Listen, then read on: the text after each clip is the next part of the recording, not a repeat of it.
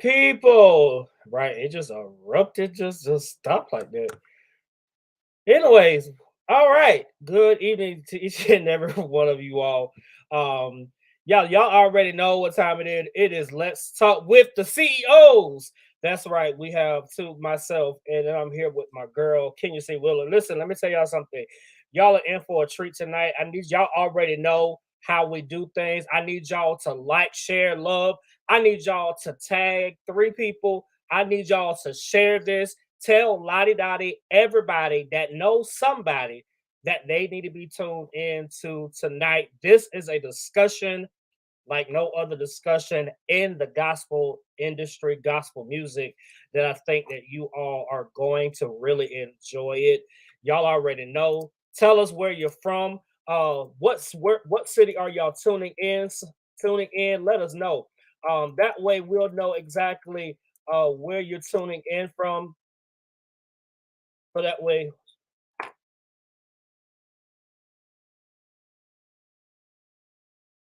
okay. Sorry, I'm set up here. I'm set up here. Kind of multitask.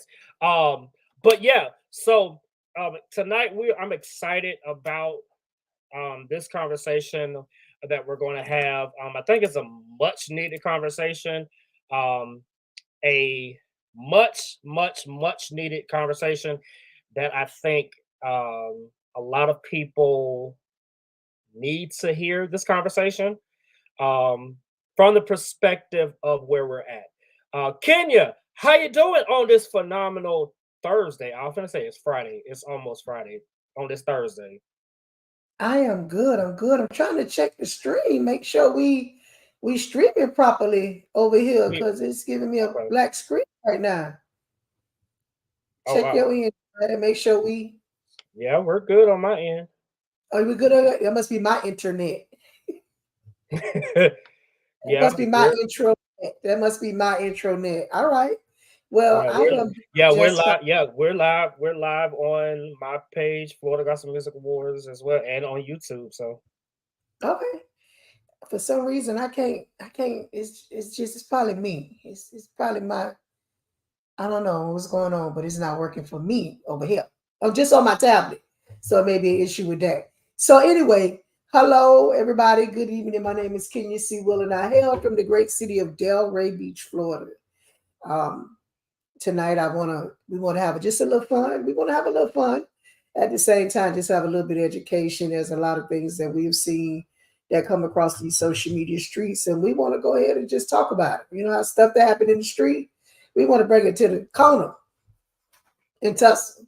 So that's what me and Jorad gonna do tonight. We gonna tussle just a little bit. just a tad bit, just a tad bit, A little um, bit.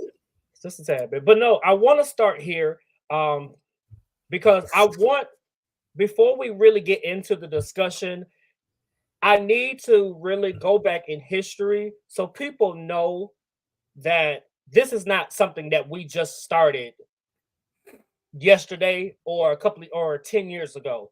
We've been doing this for years on top of years.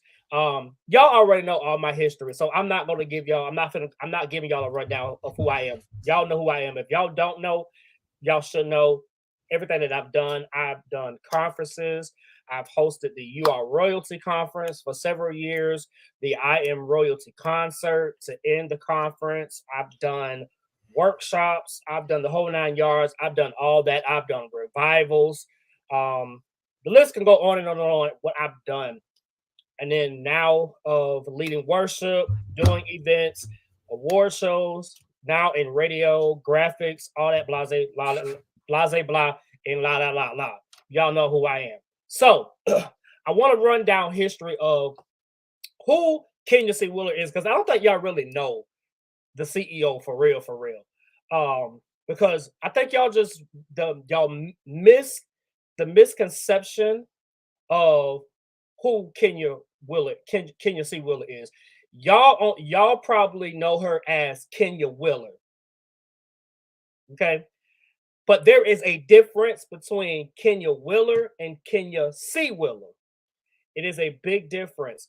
So, but I wanna go here because I want to show y'all a few things that I did my research. Um, I did my research on Kenya so that y'all will know. Yeah, she looking crazy, but I did it for a reason. Because all this is going to tie into our conversation tonight. Um, but we really go back in history. Let me tell y'all something. We can't talk about um, KCW Media Group without talking about GT Promotions. Let's go back. If we're gonna go back, let's go back for real, for real. We cannot talk about Kenya C. Wheeler if we don't talk about GT Promotions. Miss Kenya C. Wheeler, the CEO, WJOC 1065.net. Listen, right, Fort Pierce. Listen, they gave her the mouth of the South. But let me tell y'all something. It's important that I did this because it ties into where we're at, where she's at today, and all that good stuff of where we're at today in life. Like, come on, y'all, keeping it real in the gospel. Yeah, we pull stuff. Like real talk. Like she has went like real talk.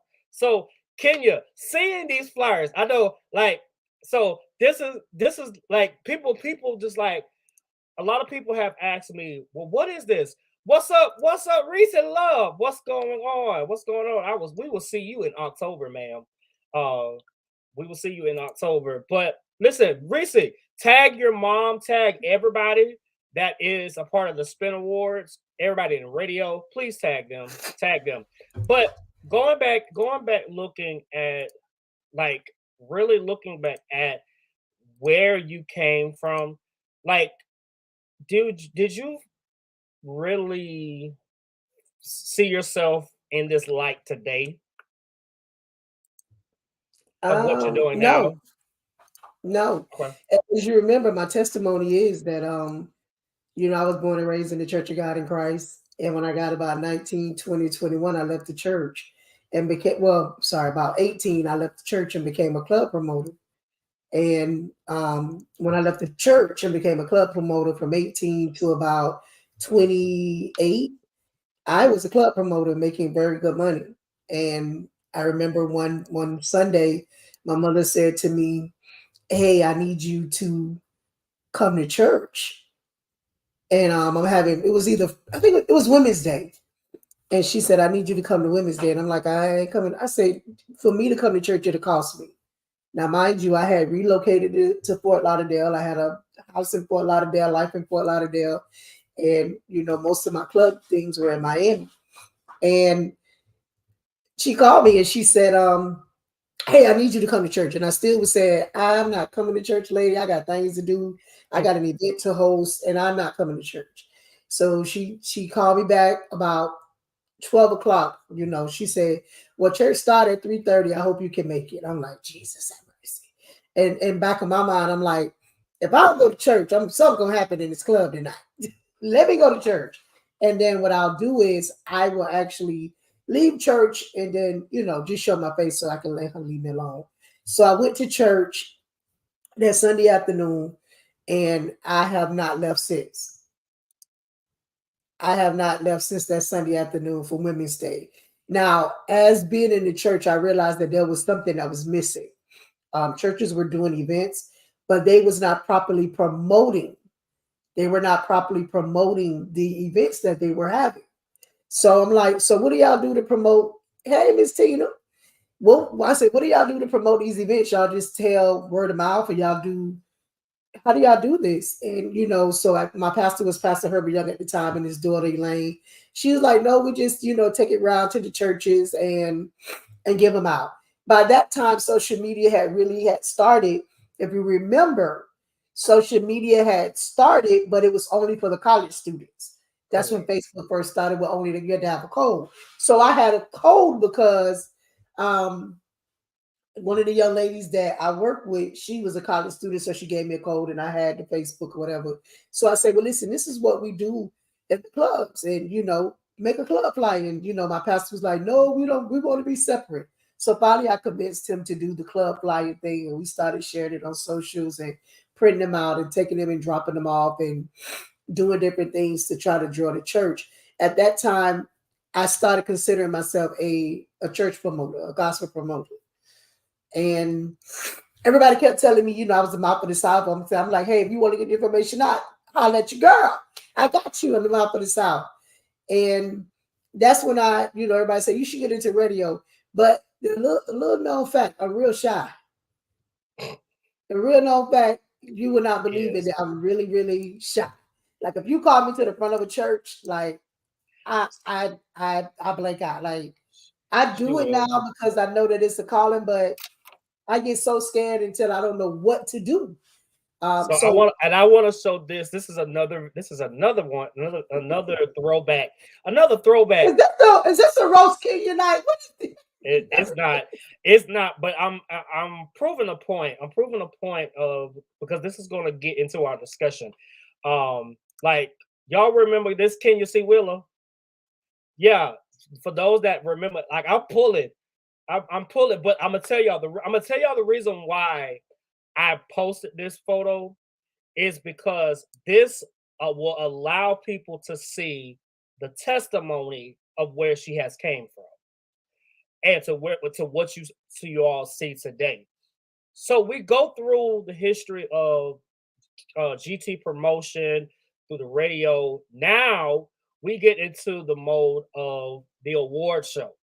I didn't find all of them. Some of them I couldn't find. It is what it is. That picture was actually the first award show that I went to for Pepe. That was the first time that I went to Pepe's award show. That physical picture, that was like my introductory. Hey, Joshua Brown, that was my introductory to kind of going to Pepe's award show. My first time there, that was the night that I literally launched the Praise and Worship Experience magazine. It was launched actually at his award show through his award show. So that was the night of that's what that picture is. Back when I used to wear big lace fronts and high heels. Yeah, she don't do it now because listen, Kenya don't mind coming comfortable. But we look at some of the history of your award show, and I'll start here, because this was the year that I came to it. I was at another event that was literally took up the street, like literally up the street from her show. So this was the first time that I went to her show. Amazing experience. And then honestly, I think since she's had it, I have been to it ever since. Like when I say I have been to every last one of them, even all the way down to, you all know, the recent ones after the pandemic, to where we're at now. She's gearing up to celebrate 15 years, y'all. So we want to make sure that whatever we do, y'all get to Delray Beach. Delray Beach, Saturday, February the 8th, 3 to 9 p.m. It's going to be awesome. Singing, awards giving out, music. Make sure you have good coins to go to the vendors. She has a lot of vendors. So make sure you all go and support this. But listen, we're jumping straight in because I want to get into the meat of our discussion tonight. But I'm doing this because, like I said, this is going to tie into the conversations of where we're heading tonight. But we first off pay homage because there would be no Kenya C. Wheeler and there would be no Jorad L. Holmes without Dr. Pepe Hendricks. So we pay homage right for a few moments, just to take a look at like the South Florida Gospel Music Awards, down through the years. Celebrated independent artists like from around, and I honestly believe from around the state and around the country and possibly around the world as well.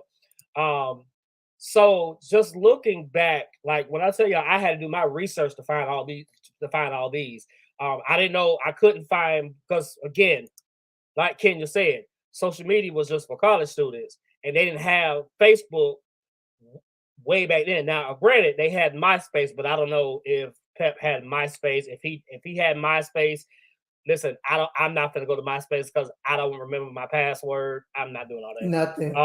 So, but we look at 2016, because I think this was the year. This was 20. I think 2015 had to be my very first year that I actually attended the award show. I attended the gospel announcers guild, the state level. I did attend, I think twice. I attended those, but this was my very first, which was the 2015. And then when I say every year I have attended to this year, and this was the year that I actually look at Michael, child. Look at Michael. This was the last year. This was Dr. Pep's last award show, right before he transitioned. So we definitely, there would be no other award shows if it was not for Dr. Pep.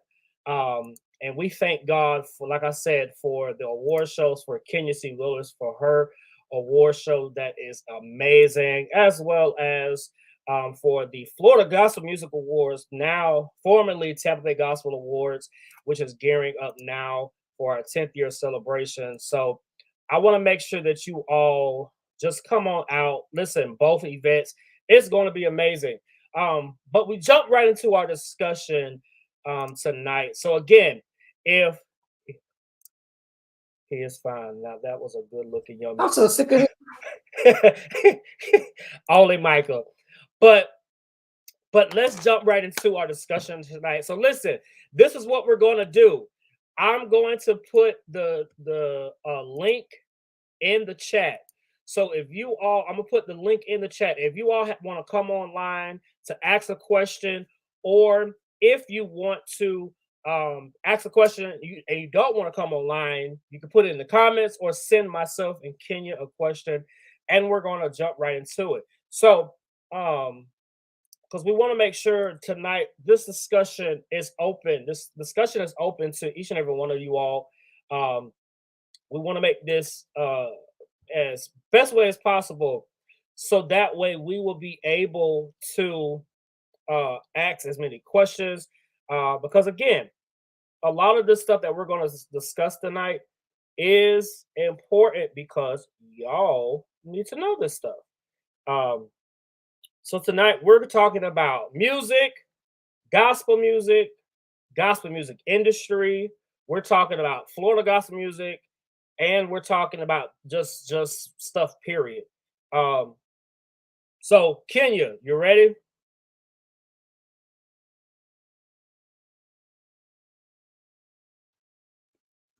I'm here.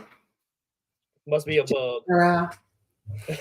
Yeah, child. What's going on? Okay, so, listen. Let me say this before I let Michael go. I don't know if I would tell y'all this story. When I first got into the industry, I wanted to do radio servicing. I wanted to be part of a whole bunch of stuff. Michael was he had just put out Victory.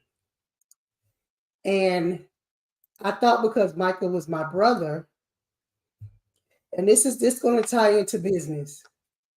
I thought because Michael was my brother, he would let me just work his music. So he put out Victory, and then he put out Forever. So when he put out Forever, we used to always come together. Here we go. Yes. This is a lesson. This is a lesson to people, Michael. I use this as a lesson for why I am the way I am today. So I came to Michael and I said, hey, Michael, you're my brother and you're putting out this song. He put out Victory, which is, I'm just going to keep it real. Victory was mishandled because it was handled by some shysters that was playing around with his business. So he had this thing on him where he wouldn't allow anyone to play with his business because the young man that handled Victory, they say they had to let a cue before question.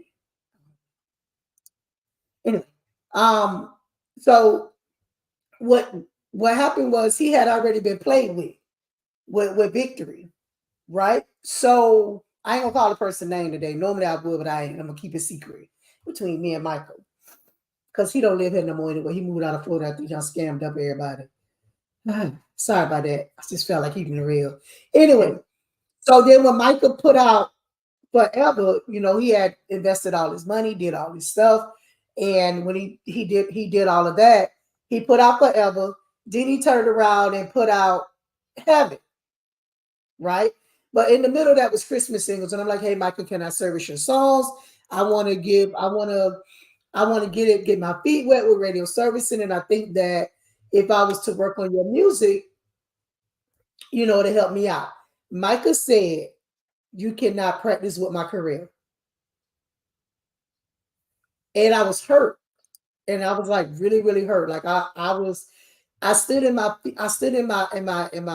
shoes and just kind of like swayed back and forth. It was like, wow, my brother, we hang out, we go to Waffle House, we go to Chili's, we go eat. My brother, who I thought would give me the opportunity, told me, no, I can't let you practice with my career. Now, after I got over that shock, I was like, you're right. I can't practice with your career. But what I can do is I can learn. So after that, he told me that nonstop, I started getting out, building relationships. I started getting out, going to classes. I started being serious about what I was doing so that when I go back to him, he can't say that. Now, if you notice, I'm tagged in all of his stuff. Now, if you notice, up until recently, when you saw Michael, you saw me. Because now I'm an asset to him. I'm not a liability to Michael. Because if I would have practiced with his career, maybe he wouldn't have gotten this far. Now me and him can have conversations on, hey, what did you learn when you went to the Doves? What did you learn when you went to the Stellars? What did you learn when you went here? I'm able to share that. Same thing with Jorad. I'm traveling to go get the information in. And me, before I can even get out the class with Jorad in there, I'm on the phone telling him what I learned. So it's so important that we get the education sometimes firsthand and not secondhand, because there may be something that I may get misconstrued or I may not hear it the way it right. The best thing to do is to get the information firsthand and go to some of these classes and sit up under some of these people who are giving this information that can help you catapult your career. Now I'm gonna be quiet because it's Jorad show. Go ahead, Jorad. Okay, but listen. So I want to start here. And she moved into the discussion, but I want to start this discussion by saying to all independent artists, on behalf of everybody in the industry, I apologize for making it seem like being an artist is easy. Okay, let's start there. I want to apologize. So if you're watching this or going to watch this as an artist, as a person in music, a musician, singer, songwriter, whatever you do, James Kitchen, what's going on, sir? Whatever you do in gospel music industry, I want to first off say I apologize on behalf of the gospel industry to making it seem like that it's easy being an artist. Okay, I'm an artist, but I can say that it's not easy. Okay, so here is the question. Here is the first question of the night. What is the misconception about being an artist? Okay, that's the first question. Kenya, let's talk about it. Like, what is the misconception about the individuals that want to be an artist? I'm not saying the artists that been out for years, but I'm saying for the new artists that are trying to release music, what is the misconception that they have concerning the gospel industry of releasing music? They think they could just put it out there and it's gonna fly. And they're thinking like most of them think that they're Beyonce. I'm just sorry. You invited me, right? They really think that they're Beyonce, that they can just put a song out at midnight and it's gonna fly without any rollout. And the misconception is,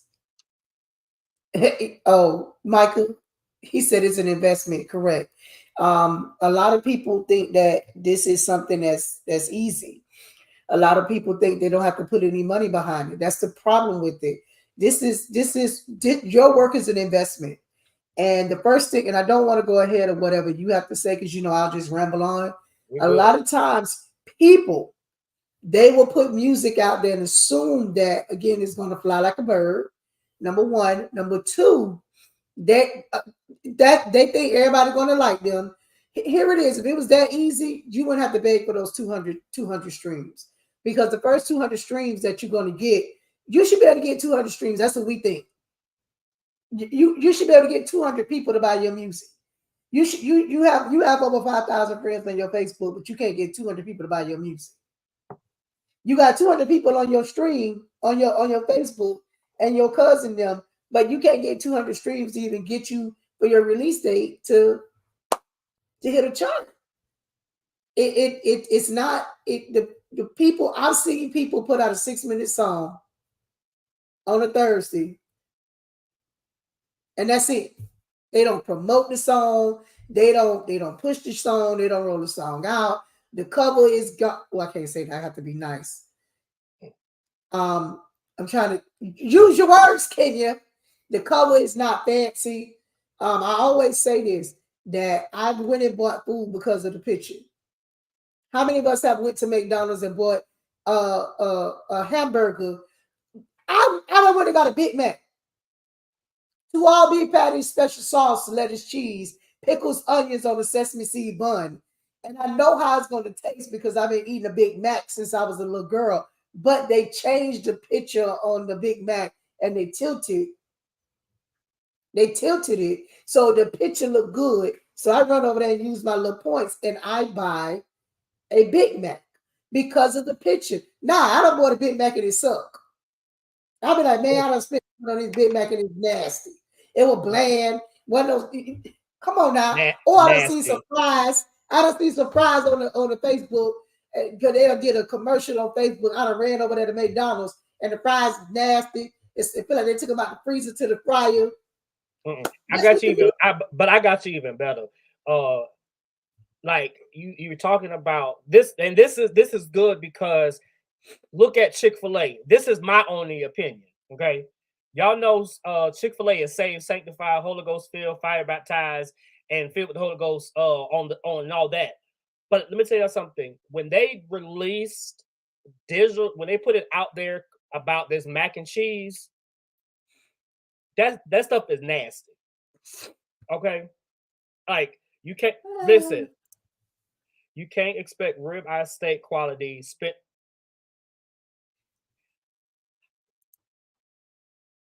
Michael, you're in the vein, but listen, misconception. Like seriously, like we have got to stop thinking that it's peaches and cream. Again, no, but they're lazy, Jorad. They lazy. I'm sorry, y'all. Y'all invited me, and y'all invited me at 8:00 on a Thursday night. I'm gonna keep it real, and they are lazy. What happens is, I'm sorry, y'all. I'm gonna keep it real because I. But it's not lazy. No, it's not. What it is? Tell me what it is. Then it's not even laziness. It's the fact of they think they know it all. They think they know it all. Let's start. If we're gonna let's say if we're gonna have a let's talk with the CEOs, and this is real talk tonight. The artists think they know it all. Okay. Instead of them going and asking questions, they're gonna put it out thinking and assuming people are going to really buy into the junk that. Oh, wait a minute. I got Kenya Spirit on the line. I don't mean to call y'all music junk, but some of y'all stuff is not good. Like real, I'm being honest and from God honest truth, from a pure place. Y'all got to get to the point of connecting with the right people. The problem is y'all rather go to Jim Bob and Sally Sue, who gonna take y'all money, who charging y'all an arm, a leg, 2 kidneys, a hair particle, and an eyeball. But y'all got people in front of your faces that do the same thing. Oh, okay. Let me just say this. Why? Let me explain why they. Here it is. I'm gonna just say this. So I hosted a class a couple of weeks ago, right? And when I hosted the class a couple of weeks ago, the white moment made a valid point. You know, I am. How can I say this? I am radical, and I just say whatever, right? So people are not going to take me as serious as they want to take me, or they may take you. He made a valid point. I used the fellowship hall that held 35 people, full.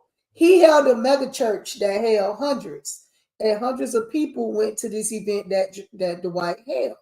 Now, again, he had a format with a bunch of list of people, but I'm giving you intimate information where you can just ask the questions. Because one thing I'm going to tell you is I may not know it, but I have the way to touch people that can. I've built enough relationships that if I can't answer the question, because I tell you, I don't know that, but give me a couple of days and I'll get back to you. That's what I'm known for saying, because it just like I tell people right now, you want to activate my spirit, send me a song with a long intro. Because I don't have the patience to listen to over 3 seconds of a song. I need to get to the grits and the gravy of this song. Them long, a little lady sent me a song with a 20-second intro. And I knew right then and there, I called and asked her, is the drummer your producer? She said, yes. How did you know? I said, because it was a whole drum solo before you started singing. And he wanted to get his solo out, but at the same time, what will happen is him trying to get his solo out is gonna decrease your chances of being on radio. Because don't nobody want to hear all that before they hear what you got to say. I need you to get right into God is the joy and the strength of my life. That's it. I need you to understand the 3-second rule. When you ride a child in the car with you, first thing they're gonna do is hit that station to see what they want to hear. It's gonna take them 3 seconds to know if that's the song that they want to hear. Oh yeah, I love to be honest. That's why nobody don't like me. I love to be honest. That's why I ain't got no friends. I ain't got my puppy even left. I ain't got friends. I'm gonna keep it real with you. But here it is. Kim said it's better.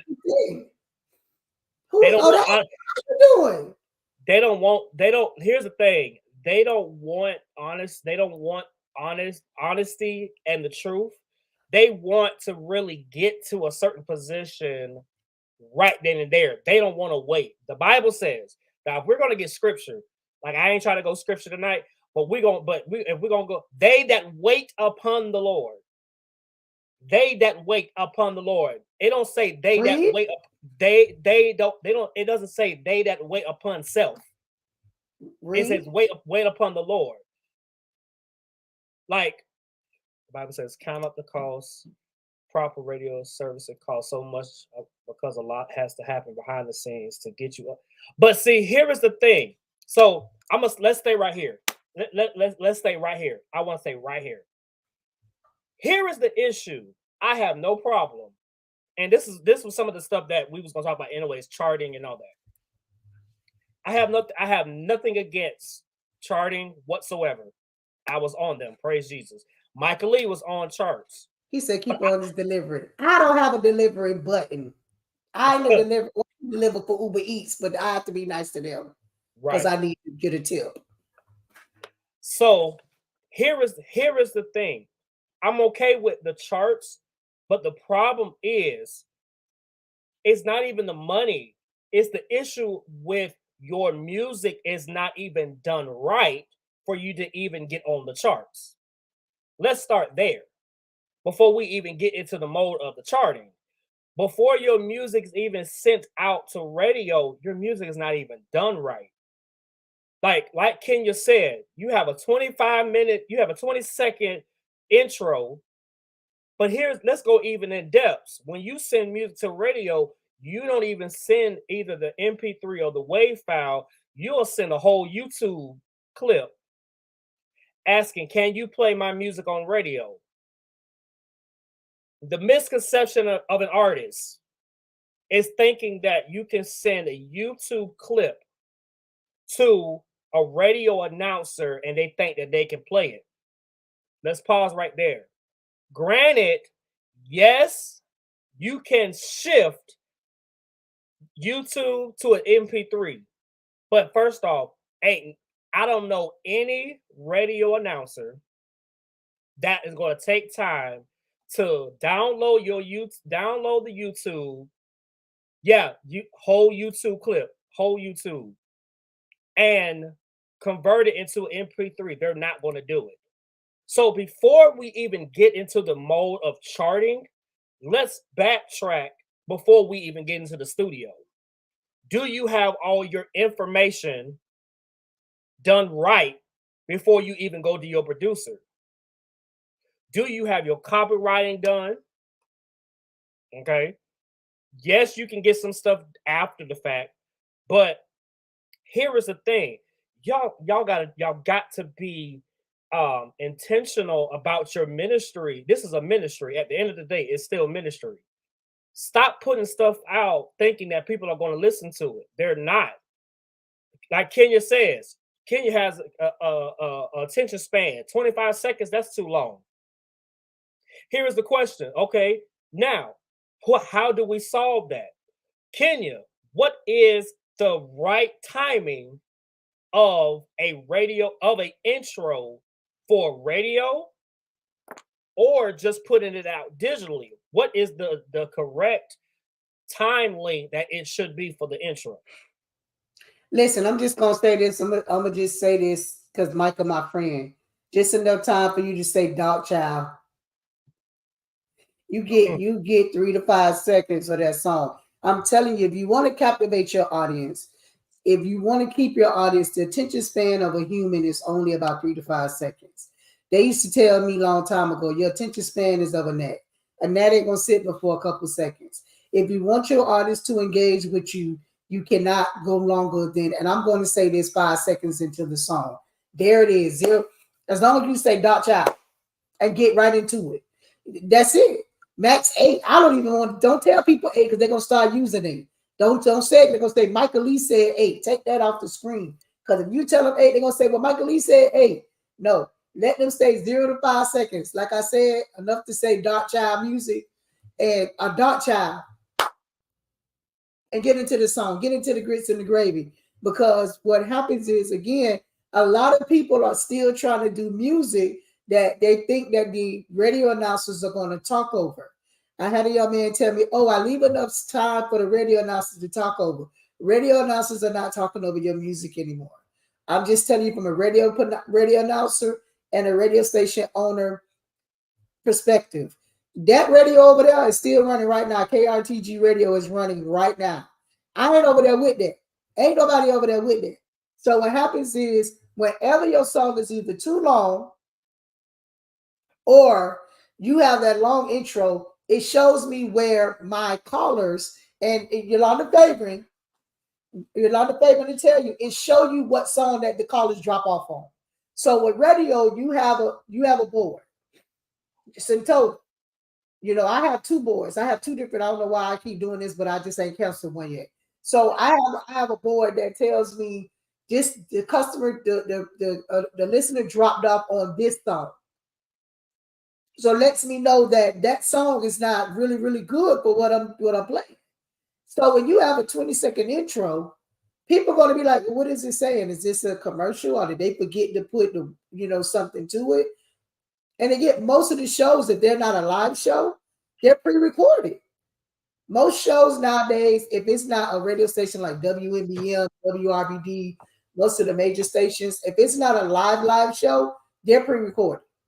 And I'm just keeping it real with y'all. It is a pre-recorded show. Any of my shows, like we're getting back to doing the Florida Fresh Friday. When they send that to me, they send it to me Friday after they're done. That is on the replay. So majority of my shows and majority of the radio stations are like that. So it is important that you understand. And I think that, again, I'm going to go back to this. You need to sit up under some people that know what they're talking about. If you don't trust me and Jorad, at least go to some conventions, and they have to say it, and sit up under some people where you understand the importance of a song. Because what happens is, even with my station is on a charting system, right? And we're going to get into charts later. But what the thing is, whenever you play your song on my station, it shows your cover and your name. If your cover is not embedded properly and your IRSC code is not embedded properly, it's not encrypted right, it's gonna show the wrong cover or it's gonna show my logo. So that lets me know that which is I know before I upload it. I know before I uploaded that your stuff isn't there because it shows me everything.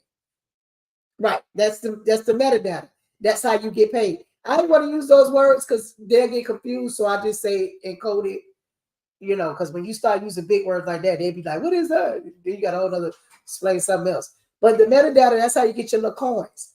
Your IRC code is encoded into the music. And a lot of the music that is played on my station, over 75%, it's so bad to the people at the gospel music fans, whatever that website is, they took my station off because they're like, most of your music is not encoded properly.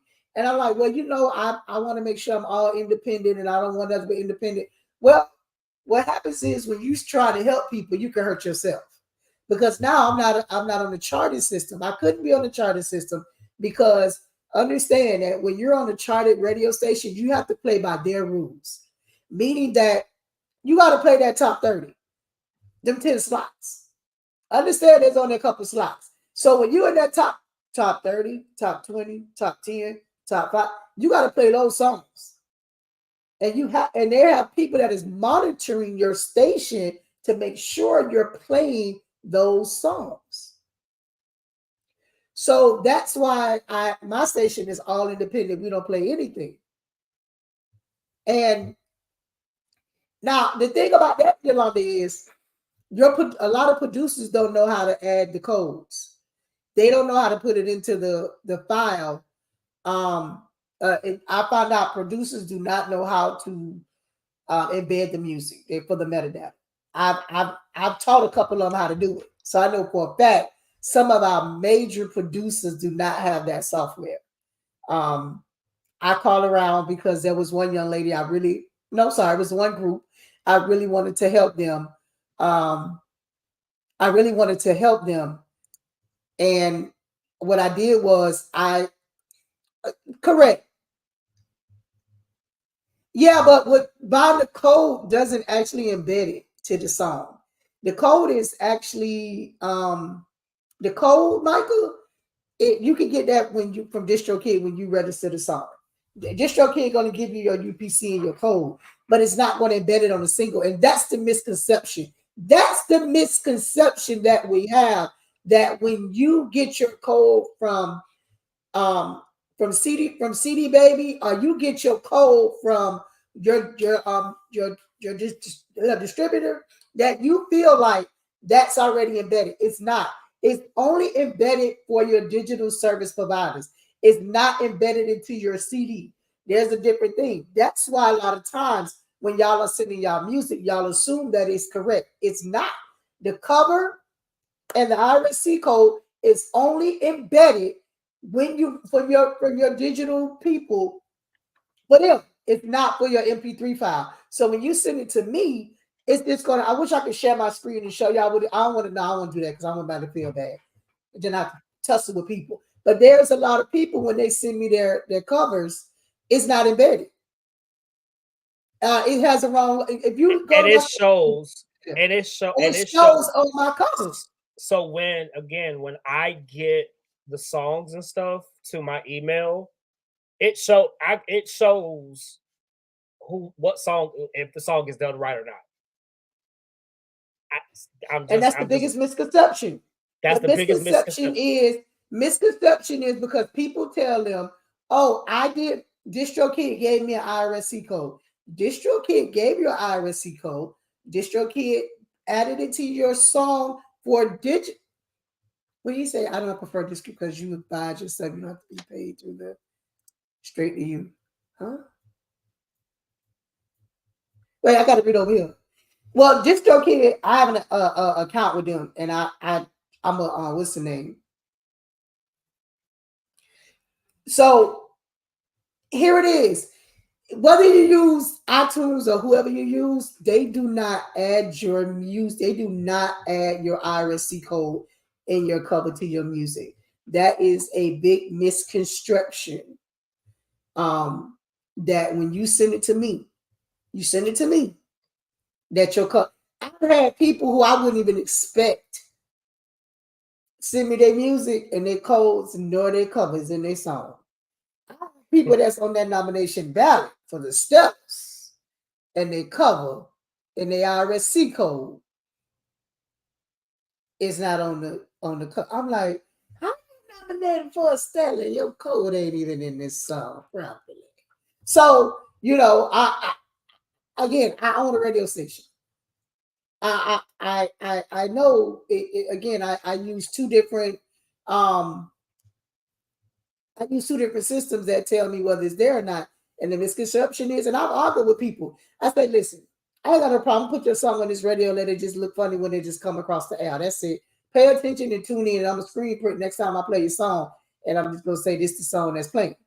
You know, so again, from the back end, from being a radio, not only an announcer, not only a station owner, and a person that basically, like I said, I had to literally one day I called 5 producers that I know. Hey, do you know how to embed the metadata into a song? Embed it. And guess what they said? No. But you, what? I called another producer. So I finally called a producer that I know that I'm really good friends with. And I say, listen, my daughter has a Mac. I don't have a Mac. She won't let me use it. Can I tell you how to do this? And, you know, let me walk you through it. And then now you will be able to, you know, charge people to do it. I walked him through it. He practiced on his music. And he went back and added the codes to all of his because he realized he didn't have codes and covers in his music. So now when I basically have someone that doesn't have it, I refer them to him. Like, hey, your codes aren't there. Call this person here, add it on for a little or nothing. You know, so that's the biggest misconception when we're sending out our music. We don't understand that there is no metadata for you to get paid.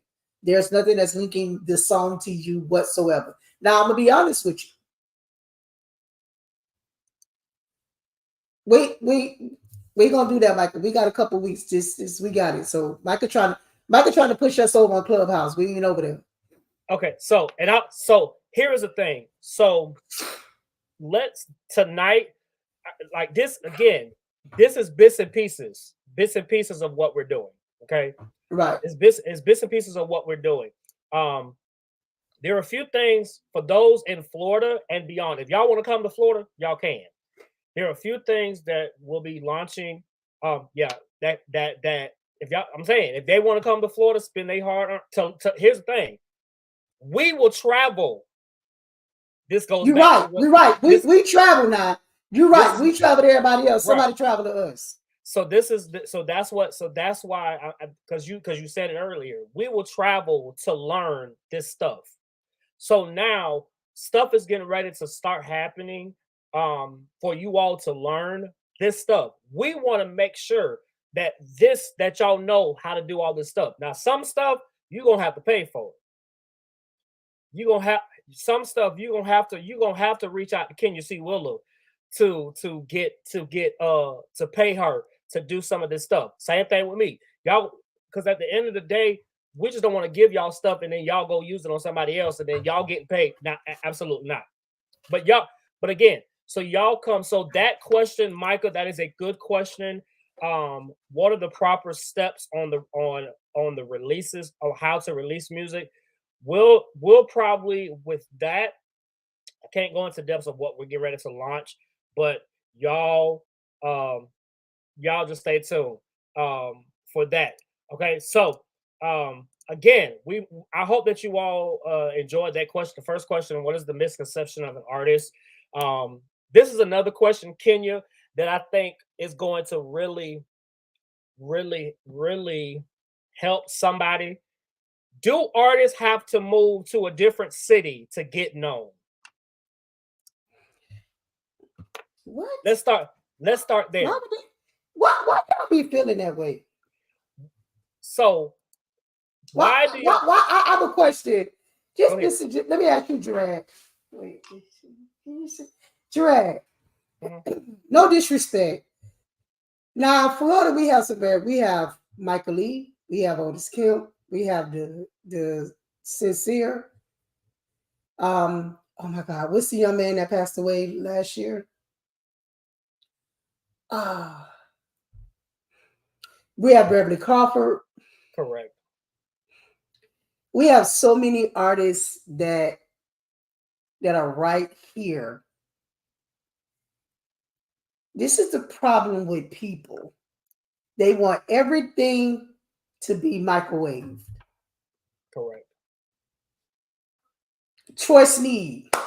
That's his name. Thank you, Mike. Oh. I'm glad you're here. That was I'm gonna send you a dollar on Cash App. What's your Cash App, Michael? I'm gonna send you $1. But he passed in 2020, not last year, but 20. But y'all get the point. Now here it is with me. First of all, you have to get out and market. You have to get out and build relationships. You have to get out and meet new people. What happens is you cannot get fish at the same creek if you done got it all. You got to get out of. Here's the story with me. Once I saturated South Florida, right?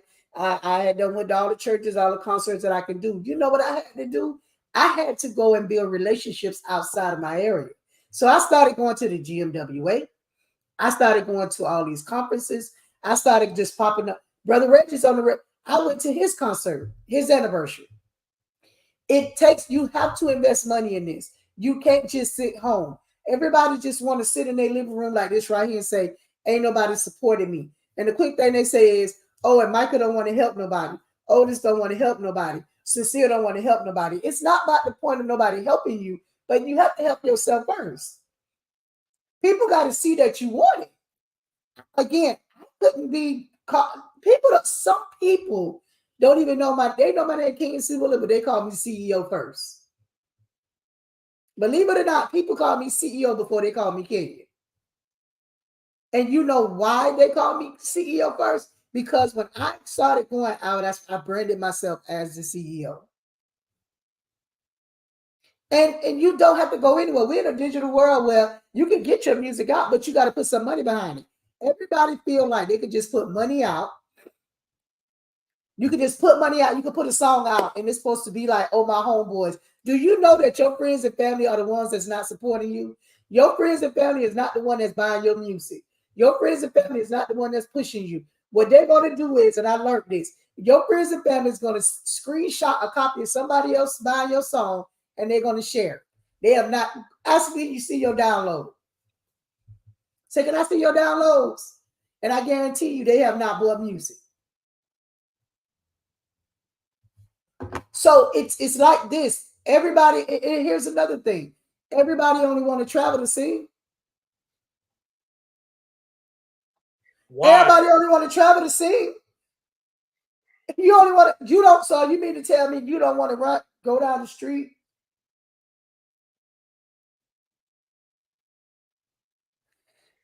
But again, you don't want to go down the street. You don't want to go down the street to this concert and just go and listen. Remember back in the day what King used to do? They don't want to a hotel room and a rental car. You get what you put in. So if I'm not putting out anything, I'm not going to get anything. Again, like, I don't like Kenya right now because, and I know where she was going because one of her statements, and I know that where she was good because she started getting ready to say it. How did she get known? Listen, anybody that knew Kenya knew her concerning them cupcakes that she used to do. Let me say something. Y'all touch your hands towards the screen and ask the Lord to touch Kenya so we can get them cupcakes again. Because you gotta touch Kesselman. You gotta touch Kesselman because my baker, she done got big now, and she's untouchable. You know, my baker, when she first started out, she had just moved here. She didn't know nobody, and that's exactly how it was. She moved here. This is the story. My baker moved to South Florida. She didn't know not a person, no one. She met me on Facebook. I say, hey, can I order some cupcakes? You know, I see that you can put my name on it. She said, okay. I ordered half. She gave me half. I said, well, I want to take our cupcakes to give away. She thought I was crazy. I said, I want to order 100 cupcakes so I can take with me everywhere I go. So what happens is on my cupcake was my label. on the bottom of the container was her information. So what happens is she basically I was able to double promote and market and brand, not only myself, but her as well. So now here it is. My friends started having weddings. They wanted that cupcake. They wanted that cake. My friends started having things. They wanted that. So basically now she has grown her business to where she is a full-time baker. I can't even get a cupcake. I can't even get a German chocolate cake. And that's my favorite. So that's how you blow up. And she had to move nowhere. She moved here because of family things, because of her job. But she came here, she followed the blueprint, and this is the problem. We out here with no blueprint. We just out here doing it. We out here like, I had a person tell me I'm putting a song out next week. I'm like, what the hell? Oh, what the heck? Sorry. Ooh, sorry. I'm like, what? Sorry. Here's my question. So here's my question. Being that you said that whoever this is that they're releasing a project, is there any branding or marketing or anything that's going into letting people know that this music is coming out? First of all, you can't let your little cousin take your pictures for your cover. That's number one. Just because they own a Canon or a Sony, that does not mean they're a photographer. Just because they can buy it off Amazon and pay by the month, because I have to pay Ed Klarna.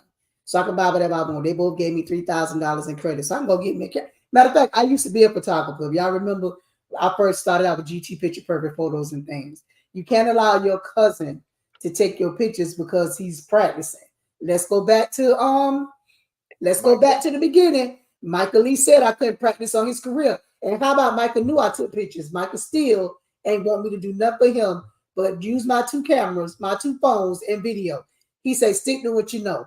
I was good on social media.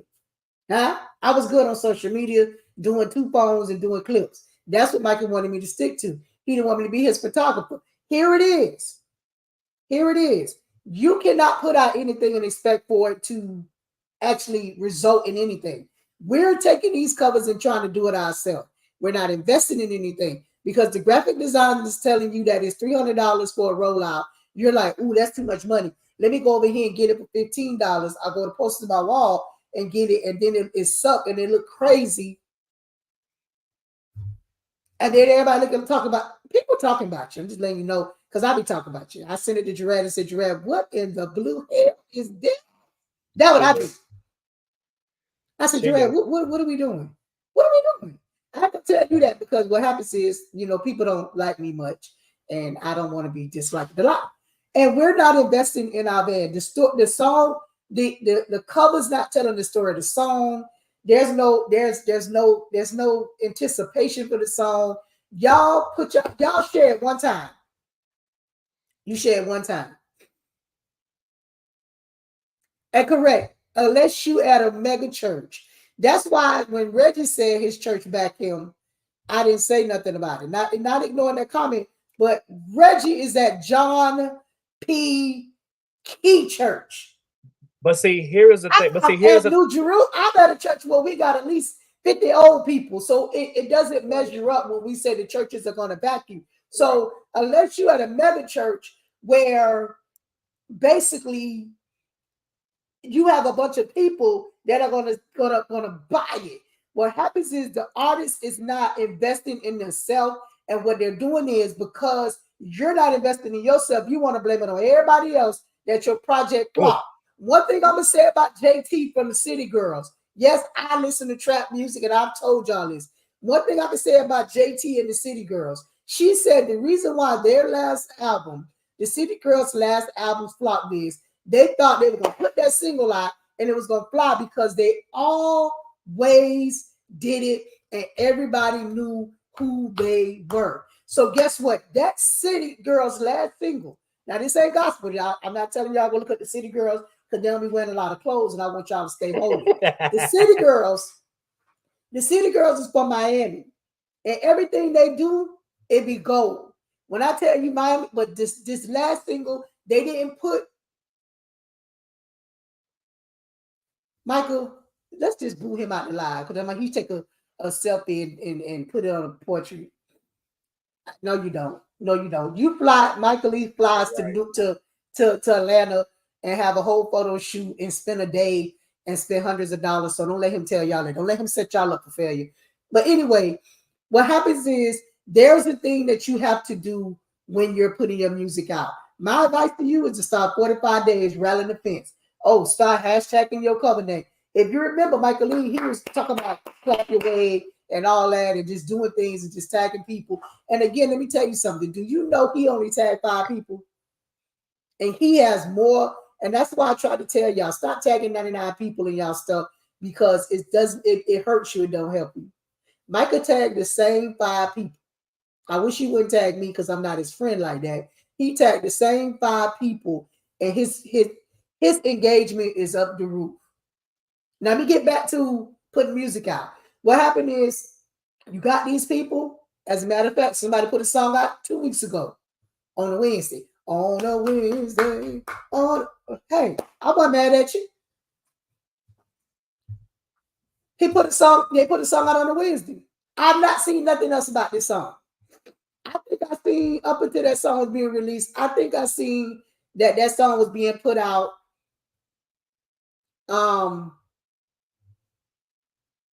3 times. Then you had another song put out on a Monday. So let's go here. So to answer, Who's your tweet? Oh, you pushed it. And then I want to answer Miss Edith's question on that. So we're gonna because that's a Miss real Edith? Oh, Miss Edith. That's a real good question. Because I don't saw like that producers. I've seen this question several times and I've had this question from several people. So we're gonna get to that. Now I forgot what I was gonna say. Just that quick. Let me go back. Let me go back and look at these notes. What y'all saying? Because that's the only way I can. Okay, I don't forgot it. Anyways, what about when you have a shady producer? Listen, here is the thing. Paperwork. Paperwork. I just got on an artist. Oh, I know what it was. Miss Kim has said concerning about I think it was Miss Kim or Brother Rigid that said it concerning about them being in a big church. If you're at a mega church, here is the thing. That's not always the key factor, because I know an artist that released music that goes to a major church and their project ain't went nowhere. How? You're at a mega church and your project ain't go nowhere. Here is the thing. It's the simple fact of it is the artist's fault that the project ain't go nowhere. It's not the mega church. It is the artist's fault because, again, you should have somebody on your team that knows what they're doing. I don't mean Pookie and Lily and Fifi twice removed from off of your mother's side to handle your stuff. Like, that's the thing. We've been saying it all night. Investing in where you're seeing yourself going. It is your fault that your project is not going nowhere. You can't blame nobody else. That nobody is supporting your project. Nobody is pushing your project and all that. So to answer your question, here's the thing. I stated this. Your job is to vet a producer. But okay, now this is the crazy thing, Micah, because several artists came to me with that same question on what can they do when the artist does not have they haven't done their project yet. Here is the problem. You can vet the producer all day long and they can be an amazing producer for amazing people. But here is the problem. You have to have discernment. I'm sorry, I'm churchy. Y'all can say what you want to say. I don't care. You have to have discernment about the people that you go to. You can't expect one producer that is producing for everybody is going to treat your project the same way like everybody else. Especially when they're one artist that they're working for is more popular than that one artist. Ooh, listen, some of them they want $1 million. They want. I'm telling you, they want $1 million producer with a Dollar Tree budget. Listen, that's But how. it's not even about asking questions, Michael. I'm sorry, where you going? Go. So listen, artists. Let me tell you something. Artists, there's a way that y'all should do it. Like y'all are artists, promote yourselves. Y'all on a live. That man said, "Why y'all at it? Why y'all at it? Y'all go get y'all song Jesus by." I don't even know who you is, but I'm gonna go get this single. Hold on, let me find my other phone. Right. Let me go get this single from you, Trey Rosenberg. Let me download this single. And it's an amazing song at that. I wish I could put the cover up. And you know what? And I'm gonna do it just because he did that. I surely am. Just because he did that, and I'm gonna find it. But while I'm doing that, but real talk. Oh, praise the Lord, right? Look, won't he do it? But that's the thing. Ask the questions. Who have you worked for? Okay, who have you worked for? Here is Trey's cover. Let me take that question down. Come on, Trey. Picture the good lineup. It showed that you went to the barber shop or the barber came to you with the background matching your jacket. It's all florally and stuff. Come on. Let's talk. That your bracelet on. Come on. That's cute. I'm not cute like cute, but that's nice. That's nice. I like that. I like that background though. That background is kind of camouflagey with orange and green, and it matches. This is how a cover should look. It's plain. It's simple. It speaks to me like, oh, I like that. I know he invested, especially that haircut. It had to be about $50 in that lineup. So I know that he put a little money into it. You got Michael cover? I hate to keep talking about Michael because I feel like I'm blowing his You talking about the new one? Yeah. I can get it. But yeah. Yeah, if you got Michael cover, show Michael cover too. Michael said this. You have to vet the particular producer before you even go to them. Here is the thing. I talk about my producer all the time. Ryan Copeland. I call Ryan DeMarcus Copeland. Like, it is so like, and DeMarcus is not his middle name, but that's what I call him, Ryan DeMarcus Copeland, because his results goes before him before you even know who he is. The problem is we want, just like Miss Kim said, we want $1 million. We want $1 million producer with a Dollar Tree money. That's not the case. You can't do that. Michael Lee. You see how simple my bobblehead friend is? How simple my bobblehead friend look on this. He's that simple. He living that. He used to couldn't do that, y'all. Y'all throw some hot stuff for Michael because at one point I was his crutch because he went carry crutches and Michael couldn't walk on that bad foot. And I want to thank God for that foot that he can now lift up. Thank God for my kidney feet. But you see how simple that flight just clap my way. That's just it. It ain't nothing busy. It ain't a bunch of stuff. It's like Michael Lee. He's sitting on a rock. He clapping his way through this mountain, through this valley, through this desert, and he gonna get through it. You know, this is the thing. That's important. The quality of the artwork, because even when you download the cover inside your system, that stuff get just. Who is Michael Lee? Reggie, you gonna get kicked off this whole platform. You know about who is Michael Lee. Now I let you play around with Trey. I let you play with Trey. But we ain't gonna let you play with Michael Lee because Michael Lee been charting Billboard, and that's my brother.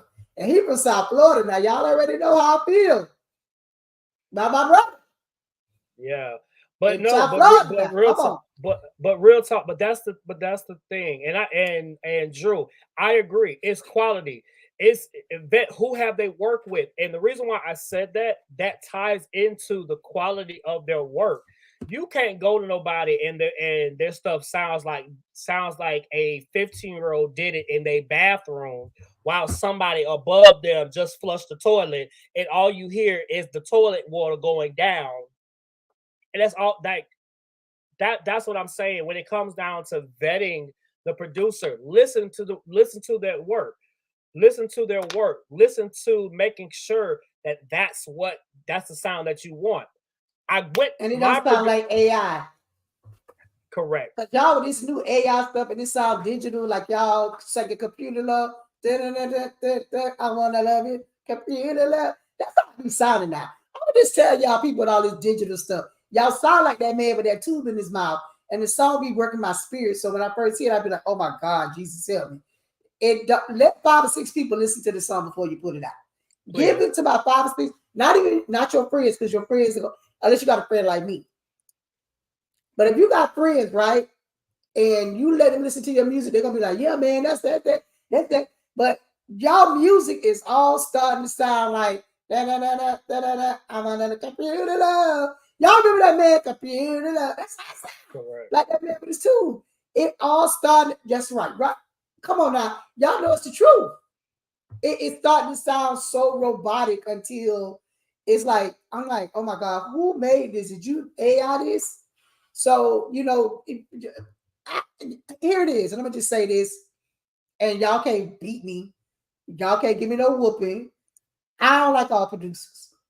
Half of them I be trying to fight. When I see you in the place and I know you done did something wrong, I'm running up on you. And Micah got to grab me by my shirt and remind me I ain't gonna fire 2.5. I ain't gonna fire 2.5. But Micah got to remind me that I'm 5'2". Because I'm like, bro, did you do this? A lot of times people don't know. And when they come to you as a producer, they don't know. They so green. And they're thinking that not only are you going to educate them from A to Z, and all you're about to do is say, oh, this is $2,500 for this song. The next thing you know, you put your codes on them people's song. Come on now, talk, because y'all put y'all IRSC codes. Well, if you got a register song with auto-tune on it, please don't send it to me. Keep it over there at Rejoice America, because I don't like that. And what the producers is doing is putting their codes on your song, and you don't pay that right for the song. You don't pay them people right. You don't give them people $2,500 whole dollars, and that's your song. They're supposed to give you the MP3 file with the radio edit, with the extended version, and the instrumental, or however you're supposed to get it. And you look around, and the next thing you know, their code is on their song. So when I uploaded, it said the producer's name. So that means they're going to get your money. They're going to give me my money. They're going to get your money. Give me my money. The producer going to get your money. So you have to understand what you're doing to understand the business. I think people say, what are the steps to rolling out a song? Here, I'm going to give you the first step and the only step you should be doing to rolling out a song. You should get educated first. Before you even get into a studio, before you even meet a producer, before you even start talking about photos, before you start talking about a cover, I'm telling you the most important thing is take time out and learn the industry. Learn the industry. Because guess what? If you don't know and you're going to these different people, everybody have their own point of view. Jorad told me last night that what I told him, somebody said one night. But that's their point of view. My point of view is totally different, but it works. Right. So and see, and that's the thing. And see, and that's the thing, because that's what I want y'all to understand. My opinion, my thoughts, what Kenya says is two different things. But here is the thing. I bet you whichever one you go to is gonna work. But before you even decide you want to be an artist, I'm just telling you. We want to jump straight to the studio. No, what you need to do is jump in some classes first. Learn some people. No.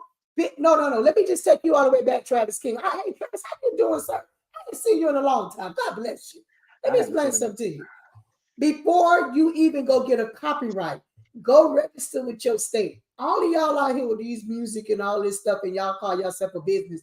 All you got to do in the state of Florida. I don't know about another state. I'm from Florida. Before you even say, I'm going to go sing a song, before you even say, I want to be an artist, go on over there to sunbiz.org and register for a fictitious name license. You don't have to get an LLC. See, all y'all be want to have that title behind you. LLC. No, you got something you paying $125 a year for that you probably ain't making $125 a year in your business. So you wasting up all your money. So basically, go get your fictitious name license.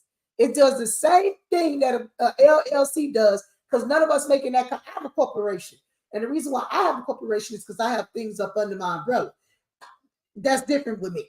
I got a bunch of stuff going on outside of the industry of this. I own other companies. So what happens is go and get you a fictitious name license, get you an EIN number, and guess what? You go to the bank and get you a bank account. So when these people want to write you a check with your W-9, because some people are going to need that for fairs and festivals, you have that already in play. Because you can't tell them people send me a cash out. Because those people are not going to do it. They're going to want to send it to the entity. So what it is like Michael Lee Music, huh? Jorad is an artist. Jorad L Home Music. And it's 5 years for $50. 5 years for $50. You can't beat that. 5 years for $50, and you get an EIN number. So before we even talk about being an artist, doing music, doing all that stuff, you need to handle your business. And I think that a lot of artists are not understanding that part of the music. The business part where you get booked for a festival and them people tell you, we need to give you a W-9, and you're like, what is that? And they want to write you a check, and you can't accept the check because they're not going to write it to your person. Now you got to figure out what you're going to do, because now you don't got to leave people stage and song. And you mad now because your business ain't in order. So before you get into the studio, before you start doing your marketing, branding, and promotion, before you start doing all of that, get your business together. Because how many people on this live tonight actually have their business in order? You got to have your business, your business in order. And again, you don't have to run out there and get an LLC. I'm not going to tell nobody that's not making a bunch of money to go and get an LLC, especially when you got to pay $125 a year and you're really not making any money. And then when you get an LLC as an artist, become a notary, and you can make some money and then just put it in that bank. But all jokes aside, you're going to have to get your business straight. We want to say, oh, what is this and what is this and what are you doing? An IRC code. Let's just forget about all that to get your business over here straight. Correct. Because if you want to be in the kingdom and you want to say you want to sing, there's some churches that are not going to pay you cash app or Zelle. They're going to say, hey, where's your W-9? And you're going to say, what is that? Because churches can't just give you a cash app or Zelle.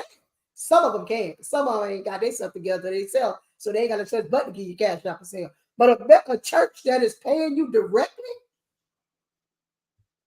paying you correctly, they're going to ask for certain things, and you have to have certain documentation. Hey, what is your EIN? What is this? What is that? I need to write you a check out to this. And you're looking stupid because you're like, oh, I've been saving for 30 years. I've been saving for 10 years. Ain't nobody asked me that. That's because this is the first person that's handling their business. They own their business. So before we talk about a producer, before we talk about a promoter, before we talk about this, but Michael, we know you got every option. But we got some people here that well, Reggie, you said copyright your music, but even with copywriting of your music, if you ain't got your business right, how are you a person like here it is with me? Let me just say this. Let's just get into this because I like this type of carrying on. You copyright your music, you have everything in order. You make me mad, and I go to the state of Florida and I register your business as my business. Now I own your business and everything else. All you own is the words of them songs, but I own your business. What's next? Because you failed to do what you need to do. Because you made me mad enough. What? You need to learn a bit. This is why it's so important to understand. And then guess what happens with your EIN number, and which is substitute your social. Now you begin to get business credit. And when you get that business credit, now when you're traveling off your business. You're not traveling off of your personal. So now when you get ready to go check in at the Holiday Inn Express, I said Red Roof take my EIN number. I'm just letting y'all know that. So if y'all want to go to Red Roof, they do take that because I use that.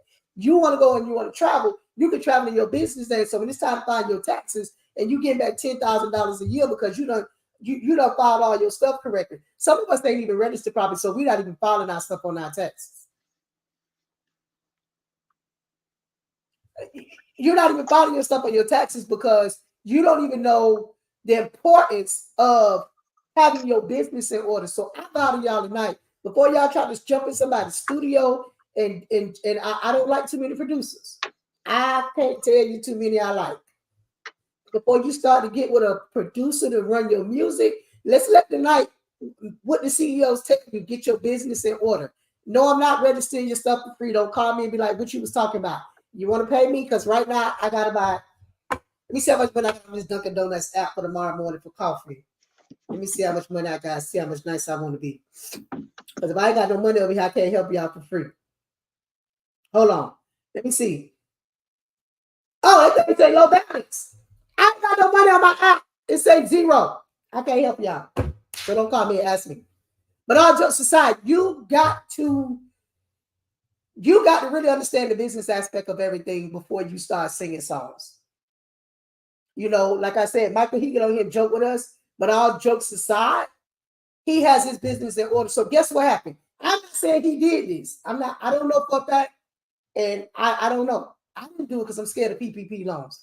But if for any reason any of y'all was out and was not doing anything and was not singing, and y'all was able, they like, how you get a PPP loan? You need this, this, and that. Y'all couldn't find whatever y'all wanted because y'all wasn't a resident entity. Because if you in Florida, I run your name. Because especially if you make me mad. Okay. I run you through corporation. I run you through LLC. I run you through fictitious. Now, listen, I'm keeping it real with you. I run you to see if you really have a net registered business that is into today. So if you make me mad, I can just hit the button and just register it and it belongs to me. Hey, I'm just joking, y'all. Don't believe that. I'm just joking. But no, seriously, it is really important that before all of this, and I'm gonna preach this to you, before remembering all of this, and I mean, everybody have great comments. Everybody have great comments on what they need to do and how the music needs to be done. But I'm coming tonight, and I can yield my mic after this. Get your business in order first. Don't put out 10 singles and then come back and want to get your business in order. It really. And again, if you don't plan, you plan to fail. Well, sit down with your calendar. Get your calendar. Get your calendar. So get your calendar and say, I want to put this single out. And this is what I want to do. And this is my budget. So my budget is my radio service. Pause. Make sure God himself is telling you to release that project. Stop releasing music just because your uncle and your daddy, your uncle twice removed from your daddy's side told you to release that project. Okay, Keegan. Okay, I'm done.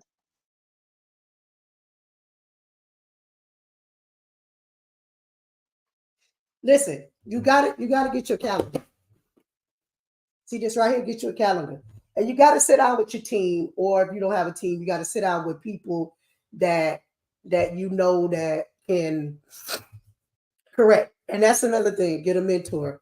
Get you a team, right? And say, I want to put this single out, and here is my steps. Prime example, there's a group that called me the other day. I don't want to talk their business, but there's a group that called me. And they want to put out a single. Like I said, the first thing you need to be doing is taking care of the business. And I'm gonna tell you how they know they really, really, really about business. Because when I said that, they immediately say, "Can you do it for me? We'll pay you." I said, "I really don't feel like doing it, but I'll do it." I registered the business. I said, "Well, when do you plan on putting your single out?" And we walked through the process of a rollout. We said, "Hey, you need to make sure you copyright. And again, don't get no manager if you can book yourself. You need to roll out an efficient rollout. Can be people say, oh, they said don't do rollouts, don't do a rollout more than 30 days. The devil is a lie. You can do a rollout up to 2 months because you can just anticipate it. You could just start putting out little things about it. 45. You can. I don't know who you use, but DistroKid allow you to do your pre-sale up until your pre-save up to 30 days. Now, I learned this in the class. I think it's more. I think it's more now than the 30 days where you can pre-save or pre-order through DistroKid. So it's more that you can do now. Right, but the thing about it is if you are already promoting it 30 days, 30 to 45 days yourself, just constantly just hitting the pavement, constantly just basically promoting it, constantly just basically on social media, is constantly able to doing that, then that's something different. You can continue to do that. You know what I mean? So people don't understand that you can just start out with just a picture. And then like, that's a nice picture. Then you can start out with, after your picture, you can start out with a cover. And you can have, like most people do.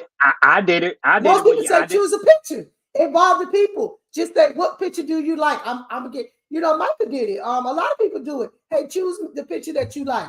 Get the people involved. Get the people involved in the decision that you make it. Now you're going to choose the picture you're going to choose. Because I told Michael don't use that picture right there because I ain't like that picture because he like a bobblehead. But he liked the picture, so that's what he used. So get the people involved. And I can tell you, you get the people involved. And when you talk about engagement, that's on social media. That's a whole nother night. Get the people involved. Hey, I'm getting ready to release my single. What picture would you like to see on the cover? And what happens is people, 1, 2, and 3. So now you got the people involved, and now they're going to anticipate what you're doing. Because now they're involved, like a reality show. Why do you think Country Wayne is so successful? Because he gets the people involved. Ask the question. Even though you're gonna release what you want, hey, what kind of music would you guys like to hear from me? Hey guys, do you like this beat? Just drop it on a reel. I'm gonna tell you how to grow your brand. And Reggie and all of them say that engagement is so important. That's why I tell people don't tag me in them 99, in those 99 comments, them things. And I'm gonna tell you why I say that. Because you're not going to engage with all 99 of those people. All 99 of those people are not going to engage with you. And it's going to take down my productivity. And I don't like that. Because Facebook, if you are registered as a content creator, they monitor your engagement. I'm going to tell you a secret. I ain't going to end a secret. This young lady did a bird for her funeral. She did a bird funeral. Now, I ain't going to lie, I cried when I seen the funeral. Because the little boy walked up to the little casket and the little boy started crying. And I started crying too. But she showed you where some people were loving it. Some people were hating it. She was engaging with all the stuff going on. But guess what happened? This girl showed you where she made $10,000 off that funeral. A month earlier, the same girl did a baby shower and made it like a trap house. She made $27,000 on Facebook. It's all about engagement. But you have to understand this too. Here it is. We have to stop being selective on who we're going to support. Because, say for instance, I post something. You won't like or share anything I do. And that's why y'all ninjas with the ER at the end, ninja with an ER. Y'all attack me in 99 of y'all pictures and 99 of y'all stuff, but y'all have never, ever, ever liked or shared anything I do. I don't get it. Like, how do you do that? How do you wake up in the morning and just tag 99 people and you don't engage with them? I always tell people this. Pray, then post. Pray, then post. But I'm going to say this, Michael. Be honest with you. You don't actually need great quality content anymore. Great quality, like the quality of the images ain't even gotta be. It's about the time clock on social media. So I should be telling y'all this. A lot of stuff I don't want to tell y'all for free because I ain't got no money on my Dunkin' Donuts. Y'all want to send me $1 for Dunkin' Donuts? I appreciate you. Anyway, with social media now, your reels will make you a lot of money. You could go on your reel right now. You can go on your reel right now and just say something like, good morning, this is Kenny C. Willer. I'm having a good day. Y'all have a good day. I'm going to have a good day. Have a good day. Send that on the reel. If that reel gets 1,000 views, You making money, and that's not even content. That's just something I just woke up and said 10 words, and that's it. But people will engage in that more than they engage in something where you're being like, oh, well, it's it's K.R.T.G Radio, $ K.R.T.G Radio. So here it is with social media. Let me just say this with social media. You have to be consistent, just like Michael said. I wake up in the morning at 4:30 when the news come on, because the news come on at 4:30, and that's important to me. I wake up and I just post an old flyer. But I'm not really posting the old flyer. All I'm doing is going back into one of my old flyers and hitting it off and hitting hard again, and it automatically comes back to the top. That's the secret sauce right there. That's the secret sauce. So now you have tricked the algorithm to make it seem like you've posted again. And now new people are going to engage in that post. And as long as people is engaged in that post, it's going to stay in the algorithm. And as long as it, now y'all know the algorithm is like the feed. So as long as it stays in the algorithm, that's the more visibility you have. Come on, visibility. And that's what we need and we want when we're doing social media. Now, here's another thing. And I learned this from Peach back in Tampa, Florida. When she have a class for $1.67, I advise y'all to take her class because she is awesome. There are 4 ways. Are we over here on social media yet? I'm sorry. Because I'm just all over the place because I'm going by the comments. Are we at social media yet? We're good. We're good because we're good because it's 9:35, so I definitely want to hit this this last topic because we haven't even got to the subject of the main subject of who we are. So go ahead. Well, all right. So here it is. I learned this a while ago that social media is a financial blessing. Social media is a financial blessing. Hello. Because that check hit on the 15th, between the 15th and the 22nd. And it hit when it's unexpected. Hello, because I so be happy. You have to know and understand that your clips have to be less than 90 seconds. Keep them at 70 if you can. That's why if you see me recording in church, I do clips. Post it to your reel. Hear me with a great caption. When you post it to your reel, it's going to go to your Instagram. Take that same clip, post it to your TikTok.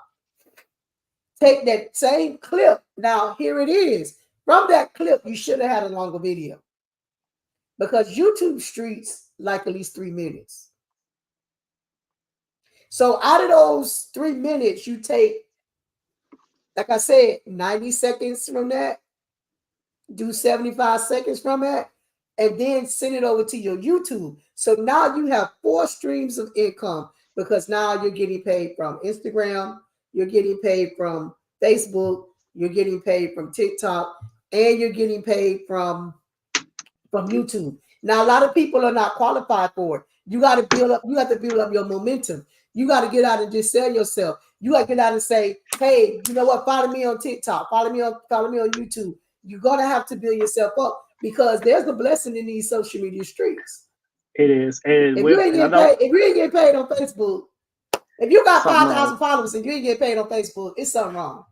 Right. And that's the thing. It's something wrong. And that's the thing. Especially with Facebook, listen, when Facebook told me that that I can get paid through Facebook, I'm doing everything possible. Listen, it done paid. I thank God for Facebook. Facebook done paid a bill. If it didn't pay 2 bills, it tell you. But Facebook Correct. will tell you what you need to do. Facebook will tell you the things you need to do. Correct. So when you on the Facebook monetization, it'll tell you. It'll say you have to hit these things and these criterias for this week in order to, be safe. So it'll say you need to engage more, and it'll show you who you need to engage with.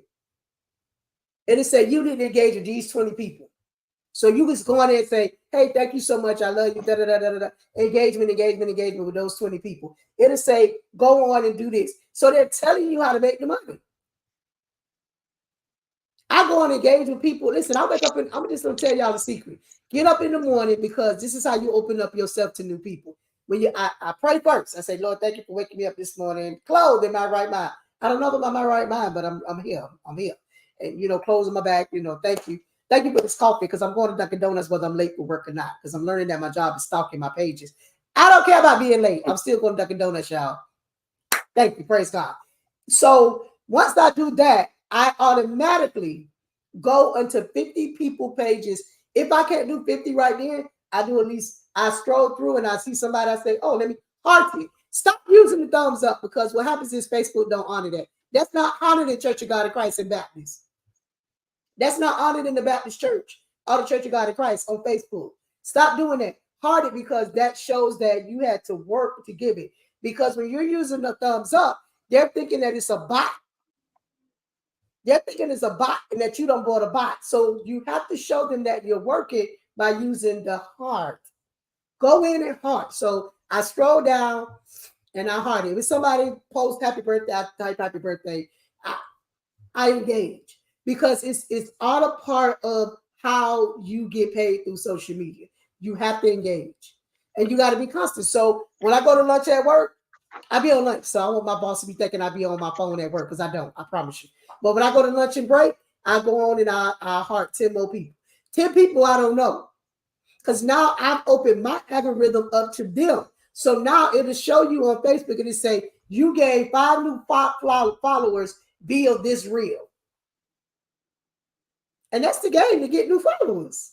Correct. It'll say, you gained 5 new followers via this reel. All because I went on there and said, good morning. How y'all doing today? I don't want to go to work, but I got to go get this money. And that's all I posted to a reel. Or I may say, I may paste a post with somebody saying, oh, they getting down in the drumming section. To a reel. And then it'll say, you gained 5 new followers from this reel. So I suggest to you, here it is, before you put your music out, and again, I can sit here and tell you how to do it because I know all that stuff that everybody do and you got to copyright and you got to do. I can tell you all that. I got a book. I can share it. I know this. I study this. But what I can tell you is before you decide to be a gospel music artist, before you decide to let your grandma tell you can sing and you can do this and they convince you that you should be more than a praise and worship leader, when honestly you should just be a praise and worship leader or a preacher. See, y'all preachers is not jumping out here in the pool thinking that in the deep end, thinking that because y'all can that y'all can sing. Right. And then your church don't even buy the song. Anyway, I'm getting off track. I get sidetracked. That's that ADHD. What you need to do is handle your business. One, before you do any of that, you need to get your business in order. Number 2, you need to build your brand, build up who you are, build relationships before you can talk about becoming an artist. Because don't nobody know you. You put this single out and nobody don't know who the blue hair, excuse me, not my show. Nobody knows who you are. Nobody has a clue who you are. You put this song out. Yes, me and Jorad met you at one of these events. Yes, we know you because we've seen you. Yes, and even if I met you, I still don't know who you are. Right. So now you put this single out because you done met 25 people and you swear that's 25 units. That does not convert to units. Meeting people does not. You have to build relationship. You have to build your audience. I may not like your music. Everybody doesn't like gospel rap. Everybody doesn't like quartet. Everybody doesn't like choir. Everybody doesn't like CCM. Everybody does not like everything, and you're not gonna appeal to every audience. You're not, and you have to be okay with it. Get out your feelings. I'm being honest. I didn't like gospel rap when I first got into this. I was like, oh, whoa. Not that I didn't like it. It was too close to the world for me, and I was in church like, I was like, whoa. But now I know how to separate it because I'm not listening to the beat. I'm listening to the message. Correct. And I think that's the problem with the church. They're not listening to they had the same mentality I had. I didn't like it because it was too close to the world. But now I'm listening to the message that they're putting out. But what happened is I had to sit up under some gospel rap artists and learn them and have a conversation. And they said to me, well, you listening to the sound. Listen to the message. And once I started listening to the message, I opened up my hand to it.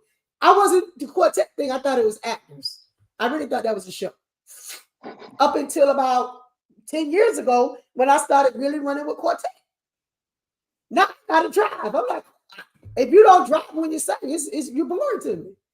If you don't have that Jesus, talk about Jesus, come on, Jesus. If you don't drive, I'm like, oh, you suck. Right. You just done wasted 20 minutes of my life I can't get. Because I want that drive. Correct.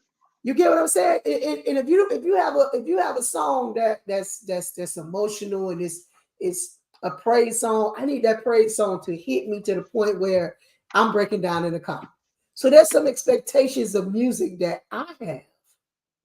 But everybody's not going to like your music. So you can't think because you got 50 friends that they're going to download your music. Wanda Patterson, for myself, for those that don't know if y'all don't know who Wanda Patterson is, y'all need to know who she is. But when I first released my very first single, this lady told me, and here's the crazy part. My very first single came out in 2014. Can I tell the story? No, I'm gonna tell the story. 2014, my first single came out. She told me my song was garbage. Garbage. My first song, this was not it. Nice cover, but the song was garbage. Here's the crazy part.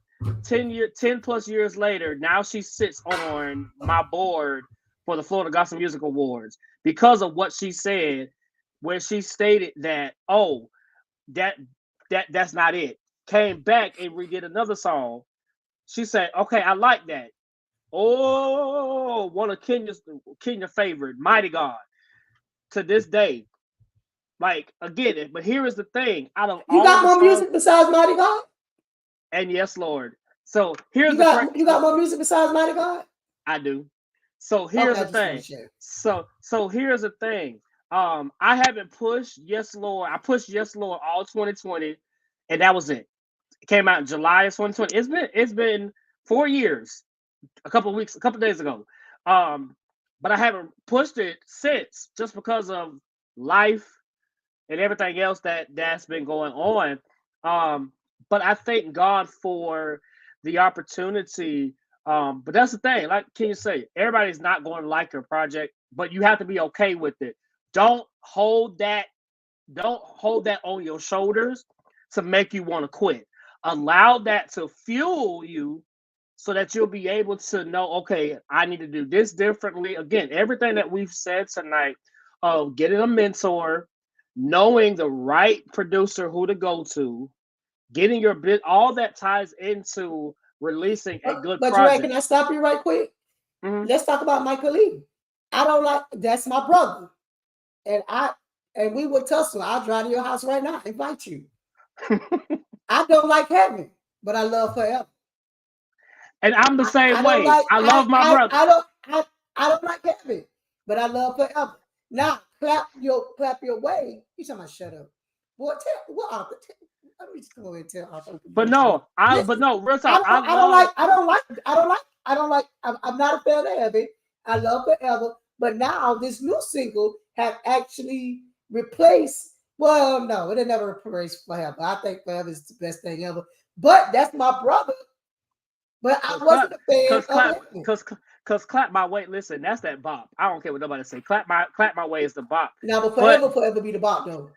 But yeah, so that's what I'm saying. So I don't care if it hit the mountains and the valleys and the oceans too. But God bless forever.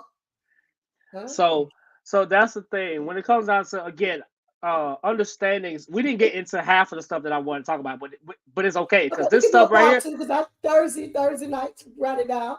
We ain't got nothing to do on a Thursday night at 8:00 after my other show.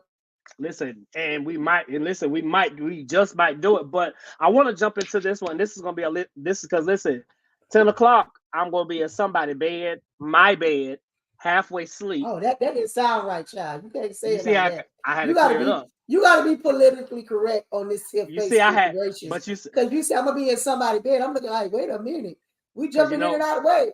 look, because Me and people she in they'll the next room. because they'll Robin McGee is on. Robin McGee. Hey, Robin McGee. look, they'll screenshot, they'll screen record what I said and say, oh, he's sleeping in Listen, somebody's bed. all they would have seen was at 10 o'clock, I'm gonna be in somebody's bed. And they're gonna be putting out that maybe I would have did it because I was about to get the views. And they'll be like, Jorad is in somebody's bed at 10 o'clock. You better watch. You gotta watch how you say stuff around here, Chocolate. Yeah. Nowadays. Oh, Bonita, you know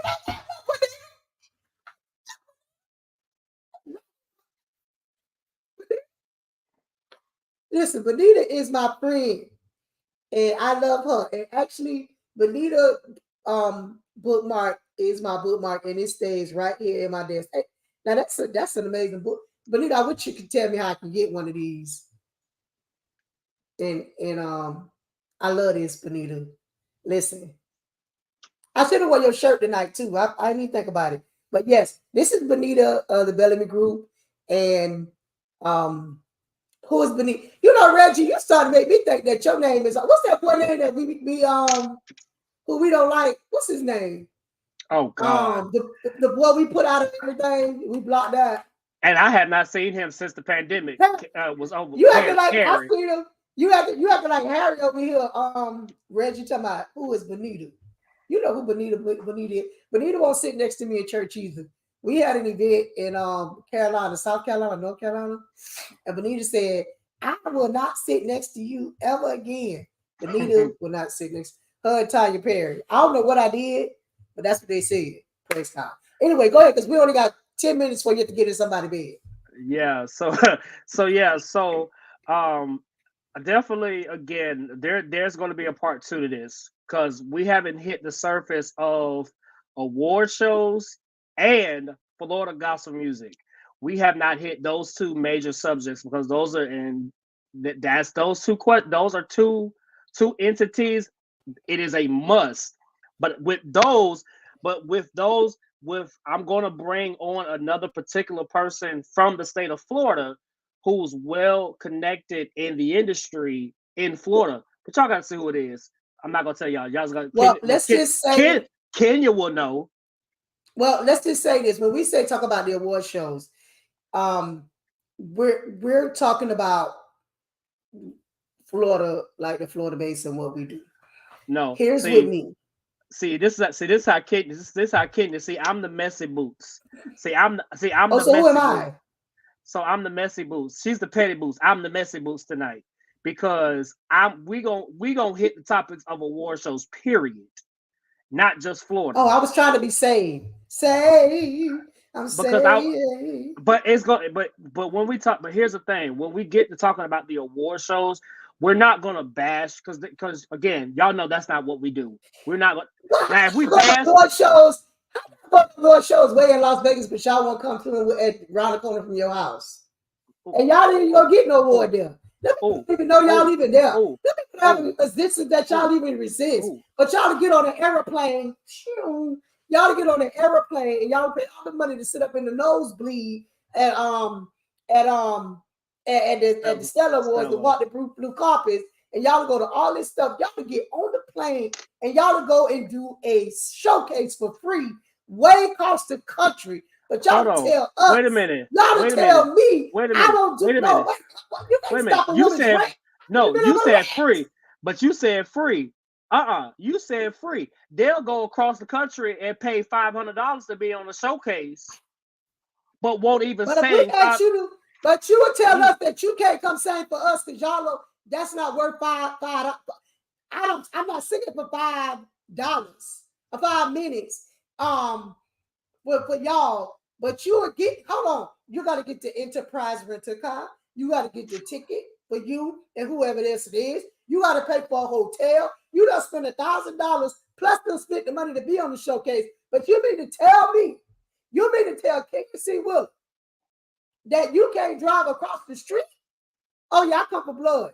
I'm keeping it real. Matter of fact, I want to slap this whole table to the side and come to the camera. Listen, because listen, I have an award show and I'm not being petty. And I don't think I'm being sensitive because these ninjas with an ER have told me, King, I can't come sing for you for free. But then when I look up on Facebook, y'all in the era. Oh, so here it is. The people ain't paid, the Stellars ain't paying you to come. Anything Stellar sanction ain't paying you to come. These people ain't paying you to come. The Dubs ain't paying you to come. You're paying for your own thing. You're paying for your own stuff. Yeah, they don't got me going. I'm sorry. I need to go Dunkin' Donuts right now. Who's sending me my money? Send me my money. Send me my money. But it's truthful though. Like, because again, what Kenya is saying is speaking. I'll say speaking on the behalf of award shows, independent. Okay, let's start there. I'm not talking about Stellars, Doves. I'm not talking about them. But y'all will pay, like she said, y'all will pay $500, $500 to sing on a showcase for 5 to 7 minutes, but you can't even go up the street to an award show that is in your same city and sing five minutes for that. But you will have to pay everything to get to there. And here's the crazy part: sanctioned event. You're not getting paid. My brother Javante Patton, I'm gonna talk about him for a second. My brother Javante Patton just won a Stellar Award. He's an independent artist that got the opportunity to sing at the Stellar on the Stellar Awards. He posted on Facebook the other day. He just got his check from the Stellar Awards. He got paid. He didn't pay to sing on Stellars. Stellars paid him. He got a whole check from Central City Productions. But y'all will pay $500 to sing 5 to 7, 8 minutes of a showcase where one, don't nobody know who you are. Don't nobody know your name. And by the time that you finish singing, people gonna sit there and look at you stupid. Oh, because live stream and all that tells. And a lot of the artists that be on these events, when they live stream, y'all don't sound good on live stream. And people looking at you like you're retarded. They sit there and look at y'all.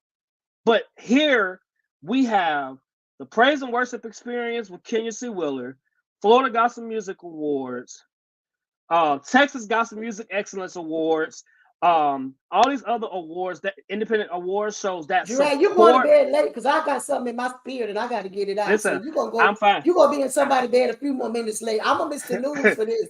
So you go ahead and finish saying what you're saying. I got you. So, but that's the thing.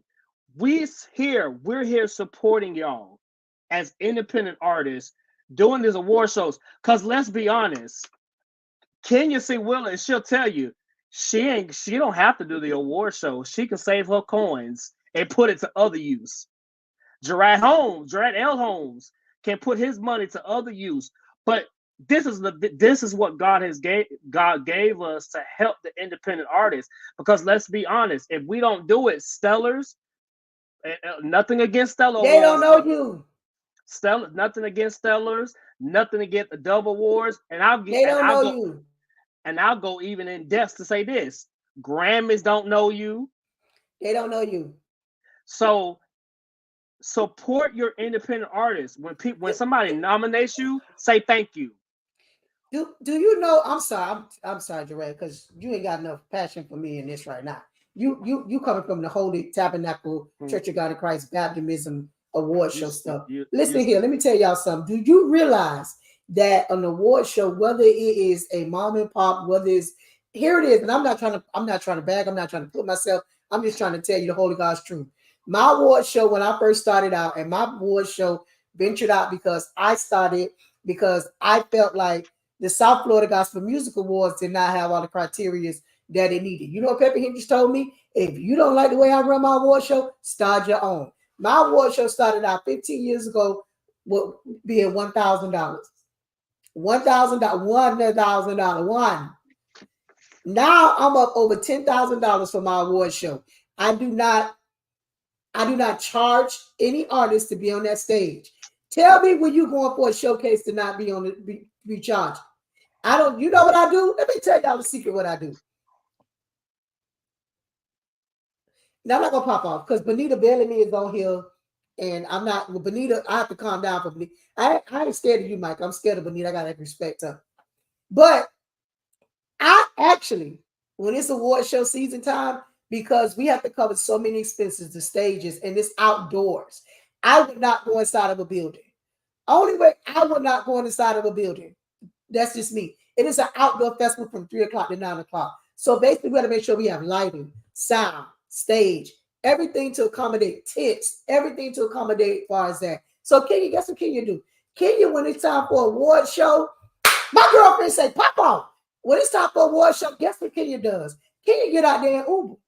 I Uber Eats to make the side money in order to make sure that the award show is where it needs to be. Those awards, those trophies, I'm just sorry to tell y'all, those trophies, we're in an economy where the trophies are expensive. And I see some, y'all to go home and throw them trophies on the ground.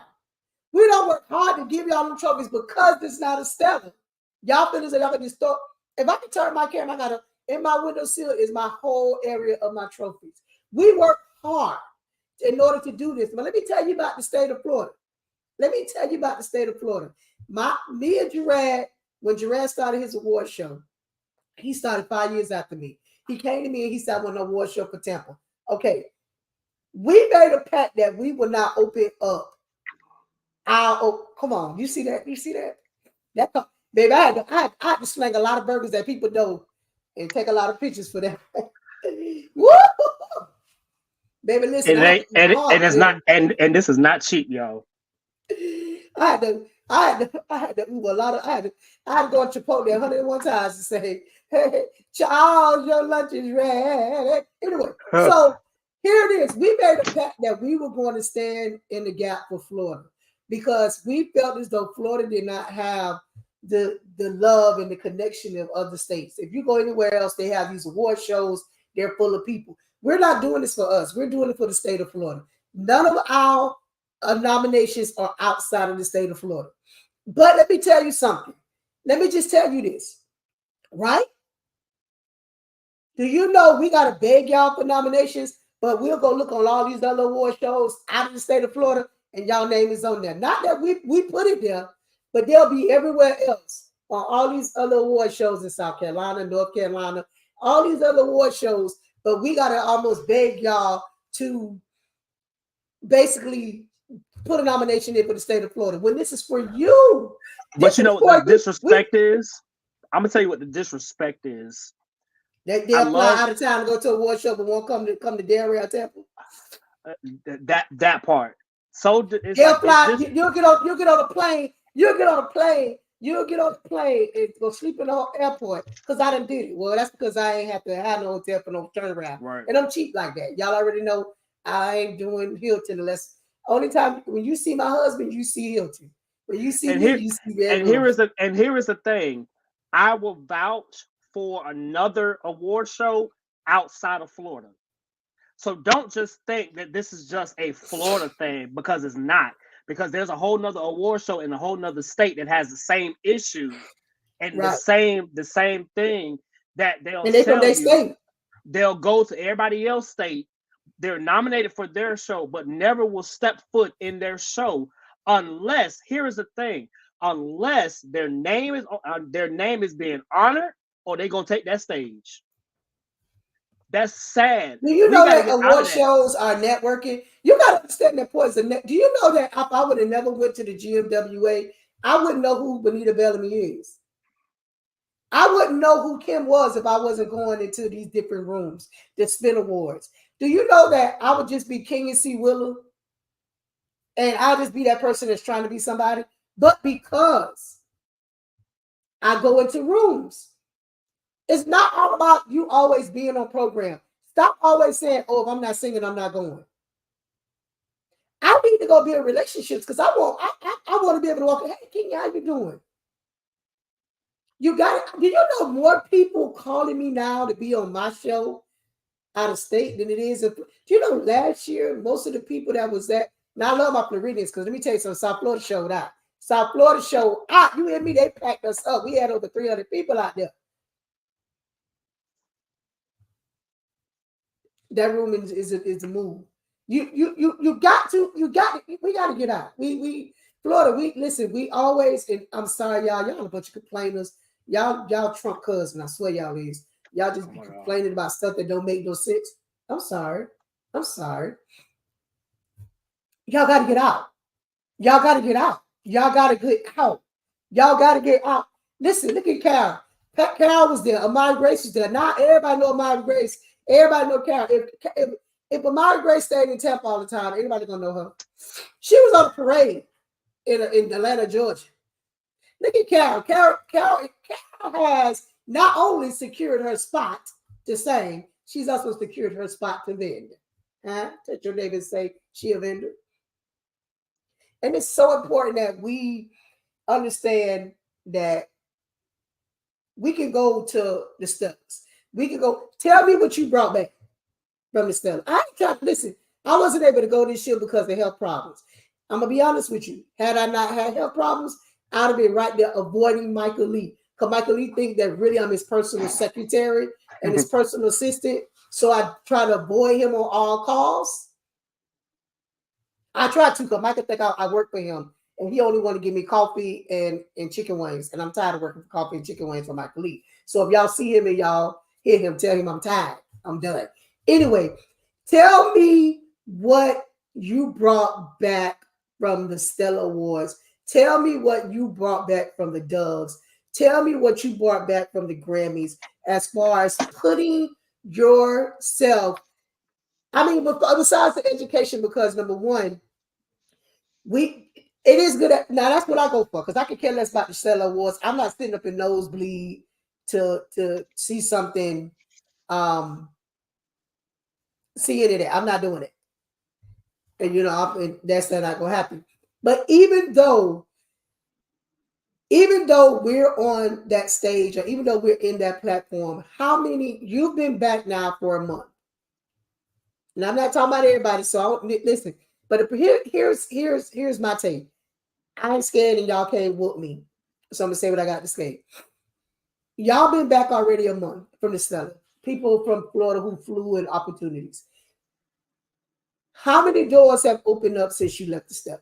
You went down there. Most of y'all went down there struggling because all y'all ain't got no money like that to be going to no Las Vegas, staying on those strip. Y'all went down there penny pinching because it is what it is. You went down there on a prayer.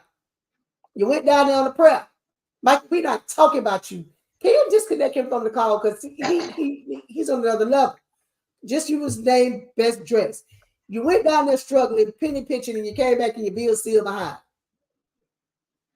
Yep. You went down there on the prayer, came back, and now you trying to figure it out. Like you trying to now you want to get my code so you can become an Uber Eats driver. But I'll give you the code to become an Uber Eats driver because I get $25. But seriously, now you're trying to figure it out. But you went down there, you didn't build relationships. You wasn't abreast to how to build relationships. You went down there, you probably sat in the lobby, you probably sat down, you probably didn't walk around. You probably didn't walk around and just say, hey, my name is whatever. You probably didn't go with no paraphernalia. You probably didn't go with no business cards. You probably didn't go with no, listen, everywhere I go, I had swag bags. I don't care where it was. You didn't go with anything. Everybody excluded Michael. You did not go with anything. Let me just tell y'all something about Tammy Renee. Tammy Renee called me and said, I want to go to the Spin Awards. I said, okay. I said, Tammy, do not go to the Spin Awards empty-handed. She said, what do you mean? And I tagged Tammy, and Tammy will vouch for me. I said, Tammy, when you go to the Spin Awards, do not go to the Spin Awards empty-handed. I said, go with something. It was October. So when you're looking at October, we started taking Christmas music in October. I said, Tammy, do not take a CD because I'm telling you, everybody car does not have CDs in it. Put your music on a drive. Give them God is in the House. Give them One Christmas or whatever. I'm not saying whatever your music, the song. She did that. She put bracelets. She put all that stuff in her bag. Her husband drove to Atlanta. I had contacted the Spin Awards. They said you can sing at the Women in Gospel, the Adult Women in Radio. Then they said, "Oh, how about this, Tammy? We loved your show. I need you to sing at the pre-show." So now she done sung Thursday and Friday, and Tammy Renee was in every class before every class started. When she walked in there, all the facilitators, she had their swag bags, she gave information, she introduced herself. "Hi, my name is Tammy Renee of Tammy Renee Music, da-da-da-da-da-da." And guess what? Everybody who got up there, Drat was there. They all talked about Tammy Renee. Every last one. Every last one. They all talked about the way Tammy Renee walked in there with that bag. They went home with dump drive. Tammy Renee right now is on a. This woman ain't been home in 6 months. Her best friend husband died. She couldn't even make the funeral because she on tour. Tammy Renee will not be home until October, and she won't even be home then. She only coming home for the spin. And this is the thing. We get in the car and we go down here to walk on red carpets, blue carpets, green carpets. And whether you're going to the duck, no matter where you're going, you go to this stuff and you're going without any type of presentation of yourself. Listen, when I met Benita, I was like, "Benita, my name is Kenya C. Willett." And back then I had swag bags. I said, "Miss Benita, I'm doing a 5,000 selfie challenge." That's when I was doing my 5,000 selfie challenge. "Can I take a selfie with you?" Took that 5,000 selfie, tagged and used that hashtag. And now guess what? I laughed, talked, and played with her for a little while. And now to this day, she still remember who I am. You just see that she said, "Girl, I love you." Same thing with Amara Grace. I went over to Tampa, met Amara Grace, gave her swag back. Honey, listen, I don't know what my fan at, baby, because I always have a fan. Always. I have fans everywhere. Listen, I go in churches and give you a fan. So when I leave that fan right there in that church. You have to have something. I just showed y'all that. Did y'all not see this? You know what I got this? I got this. I think it was back. We was the guild when I got this. And we ain't been the guild, and we was the Gospel Announcers Guild going into the Alliance. Now we are, I don't know what we are now. I ain't nothing. I'm just kidding. That's how long I've had this on my desk.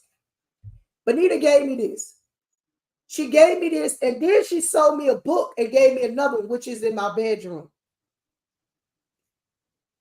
And guess what? Years have passed by, and I know how to get in contact with Benita.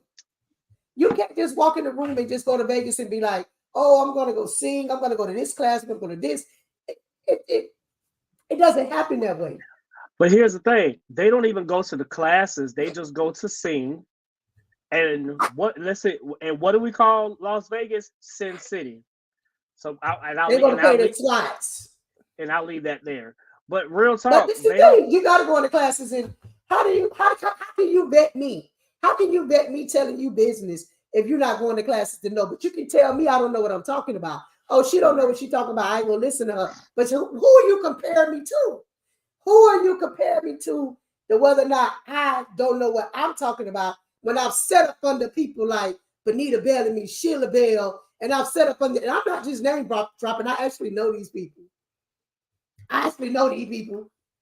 So who are you comparing me to when I've set up under the people that's giving information in the classes? We go, listen, let me tell you something about GMWA. You go at 7 in the morning and you don't leave at almost 5 o'clock. And you got to come back and go to a concert at 6 o'clock, then go to a midnight musical at 12, come back at 7. And all week long, you in classes. I was in classes so long until by the time I went outside, I had a cold because I never left the whole hotel because I was there absorbing information. But who are you going to vet me against if I'm telling you something and you telling me I may not be telling you right, but you ain't going nowhere to make sure. You ain't going nowhere to hear, "Oh, Kenya told me that. Kenya said that. Oh, that's what Kenya was saying." Versus, "Oh, no, Kenya was wrong." Because you're not going to get the education. All you want to go do is perform. because half of y'all are performing, y'all not ministering. Stop thinking in y'all little bitty itty bitty head that y'all are ministry because you're not. All y'all doing is performing because you think that the end all is that stellar stage. That's the first thing people say is, I want a stellar award. You got to earn that. And I'm so glad. I'm so glad that you. Let me tell you something. I'm Kenya. I'm so glad that you said that. And I'm gonna say this because this was a part of the conversation. Was understanding when it comes down to the award show process. You just can't up and think that you're going to release a project and you're going to get that stellar the same year or the next year. That's not how that rolls. Y'all ain't even hit the top nothing. Javante Patton. How you get a stellar when y'all ain't even top 2,000? Right. Javante Patton. You gonna release some music? Javante Patton, who is an independent artist. I will keep saying his name. Y'all gonna get tired of me. I don't care. Javante Patton is an independent artist, not signed to nobody label. He's an independent artist. Javante has released, I forgot how many, he has released, I think, over 7 albums over the years. Over the years, y'all. Jorad, stop shooting my goals down. Oh my God. 7 or so projects that he has. Let me shoot you down. You ain't getting a stellar no time soon, child. It's already calculated for next year. Do y'all know Javante? Let me tell you something. Javante released his first album with that choir. If y'all know Javante Patton, y'all tag him. Y'all tag him in his post. If y'all know him, some of y'all may not know who he is, but Javante Patton, he was with a choir 20 years. Let's see, few are consistent, but you listen. But when I tell you, Javante released it was a youth choir that he released, Deliverance for Youth, 2011. Javante had that album, Javante Patton and Deliverance for Youth. I wish I could pull it up, but I'm not going to do all that. He released that album in 2011, y'all. Okay. It is 2024. He has just got his first single, his first stellar for Best New Artist. On a song that he, because he's new to them people. On a song that he released his song, y'all. He released that song 3 years ago, I think it was. Always 3 years ago. No, 2022. He released that single, Always. He sung that song. Listen, 2022 is when the song came out. 2024 is when he sung the song on Stellars on the Emerging Artist Showcase. He was on Billboard. Y'all know how long he's been on billboards? Multiple times. Even with this particular song. Here is the thing. He's still pushing Always. He done released a whole nother single just a couple of weeks ago, and still he's pushing Always. This is the problem that I have with independent artists. Y'all release a single today, in a month time span, then y'all release another single. Why? Then y'all come back around. So it's August, the end of September, y'all releasing another project. Then y'all come back around in December, y'all release another single that ain't got nothing to do with Christmas and expecting it to get on radio. That y'all done messed up right then and there. Then y'all come back around in March and y'all want to release a whole album. Y'all didn't even give time for that first single to do anything. That's the problem. Myself, let me tell you something. I'm tired of singing the song, but I'm never gonna get tired of singing the song. My single, Mighty God, I sing the song everywhere I go. Why? Because there are people in that area that have never heard that song. Let me tell you something. I'm tired of singing that song, but I will never get tired of singing that song. Y'all will catch that later. So y'all gotta stop releasing music and wasting money on songs. And if y'all gonna do it, do a full album. Just stop releasing. Y'all releasing singles after singles. Just do stop releasing songs in October. Stop releasing songs in October. Nobody want no song. Listen, let me tell y'all the secret. And this may not be. I may be wrong, and it's a bunch of people on here could correct me. it's hardly ever new Christmas music being put out. Whenever I put Christmas music up, it's rarely new music. It's always old music. I've told everybody, every artist here in South Florida, do your Christmas song and roll it out October. Don't roll out no quartet song because ain't nobody accepting it. They're gonna take it and put it in the right now. People be looking for Christmas music, but there's rarely any new Christmas music coming out. You may get 10 Christmas songs that may come across that is new. And I'm gonna be honest with you, if you're not getting them from a radio service like Radio Robin, Bonita Bellamy, Rodney Jerkins, if you're not getting it from them, most of the time them songs are too long, too this, music not right, not. So basically, you're really just using it as a filler because you have to remember something. I'm always say this to you. I gotta pay to play your music, but the commercials,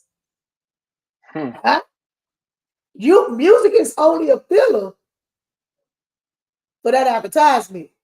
Music is only a filler for that advertisement.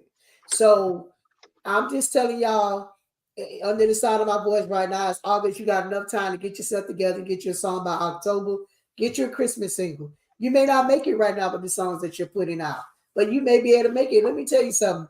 And I'm always saying this because I'm close to Mike and I work with Michael. Michael had a Christmas single that he forgot about. I played that Christmas single on one of my stories. I don't know how it happened, but that's Christmas single rebirthed in October, November, and it went right back on the chart. And that song was back when he was wearing polka dots, and that was a big no-no, but he thought it was cute. But that was back when he was wearing hey Lady Lane. What's up, Auntie? Back when he was, so I tell people all the time is put a song out in October for Christmas because it's hardly ever any Christmas music coming through. And again, the Christmas music that is coming through is Christmas music I already have in my repertoire. So it's like I already have that. There's no new Christmas music. So everybody's out right now. They're like, I'm going to the studio. If you're going to the studio right now to put out a single, save your money and wait to January. I'm just being honest with you. I mean, it may sound crazy. Save your money, wait to January for a fresh new year, fresh new quarter. Go in the studio, make you a Hark the Herald, Angels Sing, Glory to the Newborn King, Peace on Earth for Joy Divine. God is in it. Do that, and then just put it out. And then that way, people may look at you a little more because that's what they're looking for in October. October, November, we're looking for new Christmas music to keep your audience engaged. But here it is with y'all. Y'all will wait till October 30th and send out a song, a quiet song, or anything else. Why would you push it? Come on, man. I see y'all do it. But honestly, in October, and I went to a radio conference, they're looking for Christmas music. That's why I told you Tammy Renee was a winner because she had a Christmas song and her regular song. So now, not only did they put God is in the House in rotation, and this gentleman that was there at the award show, K.R.T.G, he put his rap on that song. Now she got two whole versions. She got the regular version and she got the one with the rap on it. So now when she's singing God is in the House, she do the one with the rap and she's engaging to the younger audience. So now when she go there, she hear the younger kids, they up dancing to God is in the House because the rap is on it. So now she's hit all genres of the music. She has the millennials. She has the Gen X's. She has. Yeah, but you're not going he said re-release, repackage 2014 and boom chat again. Love Christmas music, new life, evergreen money. That's it. That's that. And guess what? He got a good check, but he wouldn't give me. I asked Michael for $10. He wouldn't even give it to me. I said, Mike, shoot me $10. He wouldn't. He said, he don't love me. That's why I don't work for him because I'm tired of working for coffee and chicken wings. I ain't doing it no more.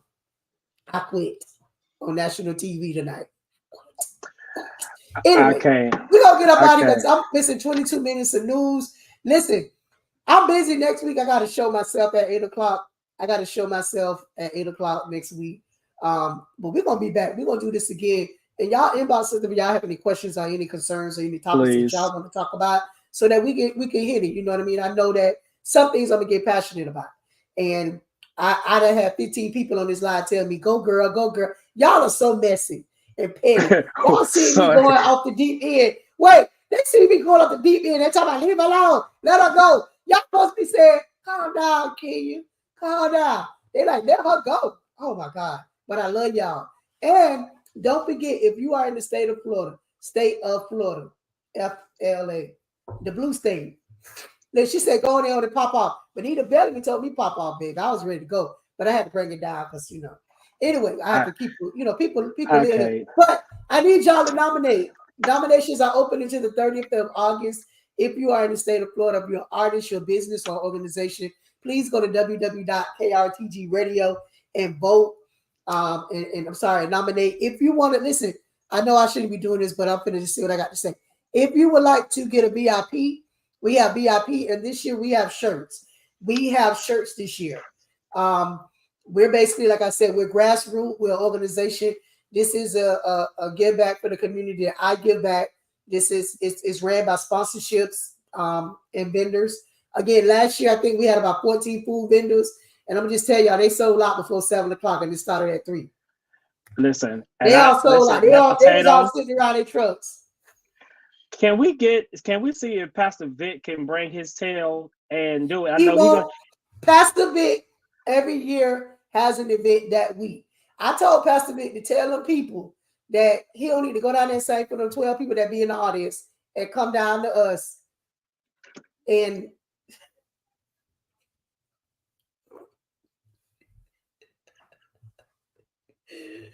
oh, Lord Jesus. Go to www.K.R.T.G Radio. Y'all nominate your people. Listen, go to the website. Go to the website, and I need you all to nominate like right now. K.R.T.G Radio. It's on the homepage. It's on your screen right there on the homepage. Literally go and do it. Listen.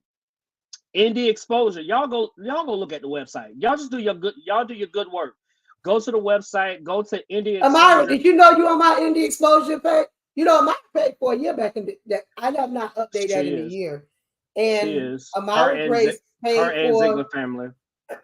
They paid for a year on my page. That's why they're there. And I have not updated it over the last year. So that's why they still there. But that page is actually that page is about 8 years old, but there were more people on there, but I took them off because anyway. But that page is basically to promote and help. People always call me and ask me how to find people. They be like, "How do I get in contact with this person? How do I get in contact with this person?" And I felt like I became a directory. So I created the Indie exposure over there on my page about 5 years ago, so that they can just go to my website and find everyone. So also, let me just say this. Amira Grace started a new business over in the Tampa Bay area. Prayerfully, she will be with me this year. I know I have a 360, but prayerfully, we won't have a 360. We will have Amira Grace with her digital photographer this year. So y'all give it up for her. Hopefully, like I said, she'll be with us with her new business, her new endeavor. We want to support my sister, and because she supports me in all I do. So again, we get ready to get up out of it. It's 10:30. I missed 30 minutes of the news. Yeah. So make sure y'all go to KRTGradio.com. Listen, make sure y'all go add this to your calendar now. Make it your business to get into place. Listen, it is outside, so dress comfortably. It might get a little cool, but let me tell you something. It was comfortable this year. It was real comfortable this year. So again, go to KRTGradio.com for the 15th annual Black History Concert, Church and Business Awards hosted by Kenya C. Wheeler. Listen, she hasn't even released who's hosting it yet, so I'm ready to see who's going to be hosting this year. But I'm excited. I'll be back this year doing something. Who knows what I'll be doing? We'll see. We'll see what the Lord says and what Kenya says. But I'll be doing something. But listen, free. Listen, it's a free event. She has VIP available, sponsorships, music, literature, special guests, and more. listen, concert, awards. It's going to be awesome. If you have never attended, again, there are only besides my own, three award shows that I will always speak highly of. Kenya is one of them. This is one award show that I will always speak highly of because of the experience that I had. And again, I go, even if I don't do nothing, I go because it's the networking. Build the relationships and all that good stuff. So again, make sure y'all save the date, Saturday, February the 8th, 2025. For more information, go to KRTG Radio.com right now. Listen, don't forget the 10th year celebration of the Florida Gospel Music Awards, formerly Tampa Bay Gospel Awards, hosted by Courtney Sharp and Cepeda McKay. Listen, y'all know, if y'all don't know who Cepeda McKay is, Cepeda had the opportunity to sing on the Dr. Bobby Jones on BET. Not what he's doing right. He sung on what he's doing now, but he was actually on BET. So I'm excited about having him and Courtney Sharp. Listen, powerhouse. Y'all in for a treat. Big Phil. We have Damon Orlando from South Florida. We have Eddie Crockett. Ithaca Purpose. Listen, and for all of y'all that be telling me it's hot outside, it's hot out there, it's hot in y'all churches, but I still come. It be hot when y'all invite me to y'all churches. I still bring my fan and van. Okay, listen. So, Ithaca Purpose. If y'all don't know who Ithaca Purpose is, listen. Y'all stay tuned for her. Lenoris McFadden and Proof, Pastor Liddell Cole, Lady C, and more. It's going to be awesome. 111 from South Florida, Ismail Angerville from Fort Pierce, and the list go on and on. It's going to be awesome. If you have never attended the Tampa Bay Gospel Awards, make it your business to be in the place for the Florida Gospel Music Awards. Listen, no. Take the flight down. Let me just say this about this event. Jorad, you probably not shit. I get saved every year at this event.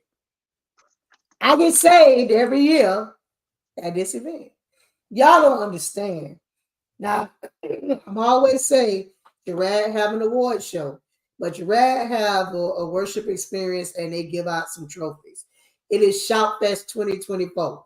You're going to shout. Don't come in up. You got to wear your good shoes that you can just take off because you're going to shout. That's Shout Fest, and that's what the award show is. He's going to give out a couple of awards. Friday night, we're going to go and we're going to have a good time and we're going to network a little bit and listen to some music.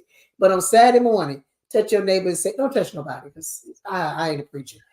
Reach your hands and ass, say Saturday morning. Saturday morning is like no other. Saturday morning, I'm telling you, you have no clue. Every year, nobody said to save and catch, hold and stay, but it lasts to Sunday morning. But I'm telling you, if you have never been to the prayer breakfast, and I'm not going to tell y'all because the toast is real good. The food is, and it's all you can eat. And he ain't stingy on the grocery. They feed you real good. But it's a worship encounter. And again, we were there last year, and I mean, Jorad just started singing. And when you have to understand something, when you're in a room of all singers, and me and Mama sitting to the door because we worked the door. But when both sides of the table, you have nothing but singers. It sounded like I was in heaven. I ain't even gonna lie to you. Jorad was singing, and then you have all the parts that are. You had choirs in there. My God, today. So, no, the toast is real good. That toast is Jesus. I can dream about that toast. But the experience of the prep breakfast for the last 2 years has been awesome. The first year they had a mic toss. I'm talking about people really got delivered and set free in that room. They pray on you. Take it down, Jorad. If you have never and you have to understand this, I play around a whole lot. I joke around, but I know the Lord. I may play about it, I may say I'm saved, but I have a relationship. I've been in church. I open my eyes to church. the spirit was so high in that place till people was being freed and set. I'm talking about chains was being broken in the prayer breakfast. I look forward to the if Jorad said to me, give me one thing you want to go to and don't go to nothing else, I would not say the award show. He would never ask me that because I would say the prayer breakfast. Not because the toast is good, but I would say because the experience of the prayer breakfast and what goes on. So I urge you, if you are coming to Tampa, to get your ticket for the prayer breakfast. It is $10. I don't know Keontre Porter, the prayer user, but I know he got pretty hair. So okay. I know it's half pretty. I like it. So I know DeMarcus is a prayer warrior.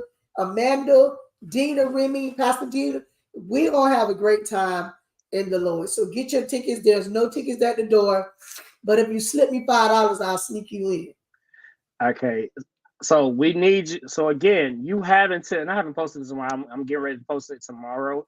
You have until September 1st because we have to know numbers and everything. So if you have not bought your ticket yet, it's only $10. $ FGMA 2024. $FGMA 2024. If you do not have Cash App, please inbox me or call me. So that way we'll get enough so that we will be able to have your name down. But we need to know, and this is this year, the entire staff and the board of directors all the way around. We are strict this year because of a lot of changes. 10 years. We're still gonna give you the same experience, but again, this year, networking, food, fun, entertainment, prayer, the whole 9 yards, and we're going to be giving out trophies as well. I'm not going to tell you what trophies that we're going to give out. Y'all just got to come to see. But we're going to give out a few of the trophies. Again, Friday night is the artist showcase. Excited to have 3-time NAACP and Grammy nominee Nathan Mitchell. He lives right here in Tampa, Florida. And now he is on the board for the state of Florida for the Recording Academy, which is the Grammys. So I think he's the head person now for that. So definitely we want to say congratulations to him, and make sure you all get there. And then virtually online, where are they now? And y'all see Michael Lee at the top. Y'all see my brother at the top. He will be joining us as we have a conversation with some of our past winners, Miss LaRue Howard, and excited because she was a Dove winner and she won an award through us, and a couple more individuals. And then, of course, our honorees this year. And the Dr. Peppy Hendricks Award of Excellence is going to Keyshawn Miller, who is an incredible musician and drummer out of the Orlando area. So again, make sure you all go grab your tickets.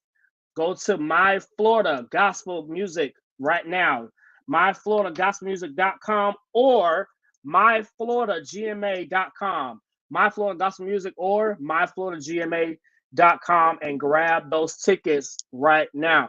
But again, we will see y'all. You bought. You got 2 websites. you got that. You got that Maybach money. Okay, so make sure give me my money. So make sure you all be retarded. So make sure you all go get your tickets, My Florida Gospel Music or myfloridagma.com right now for more information, as well as K.R.T.G Radio.com. And let's get ready to take Florida by storm with some great things that get ready to be announced during the awards. And in the upcoming days, there's going to be another announcement that I'm getting ready to make that everybody in the state of Florida that y'all want to be a part of, and it's going to be major because this is what's really going to set Florida up for something good. So I'm excited. Again, Kenya C. Willer, you have a great night. Listen, part 2 is definitely coming soon. So y'all stay tuned, part 2. But we will see y'all again when we see y'all. I don't know when that's going to be, but it's going to be soon. Okay. Love y'all. Deuces.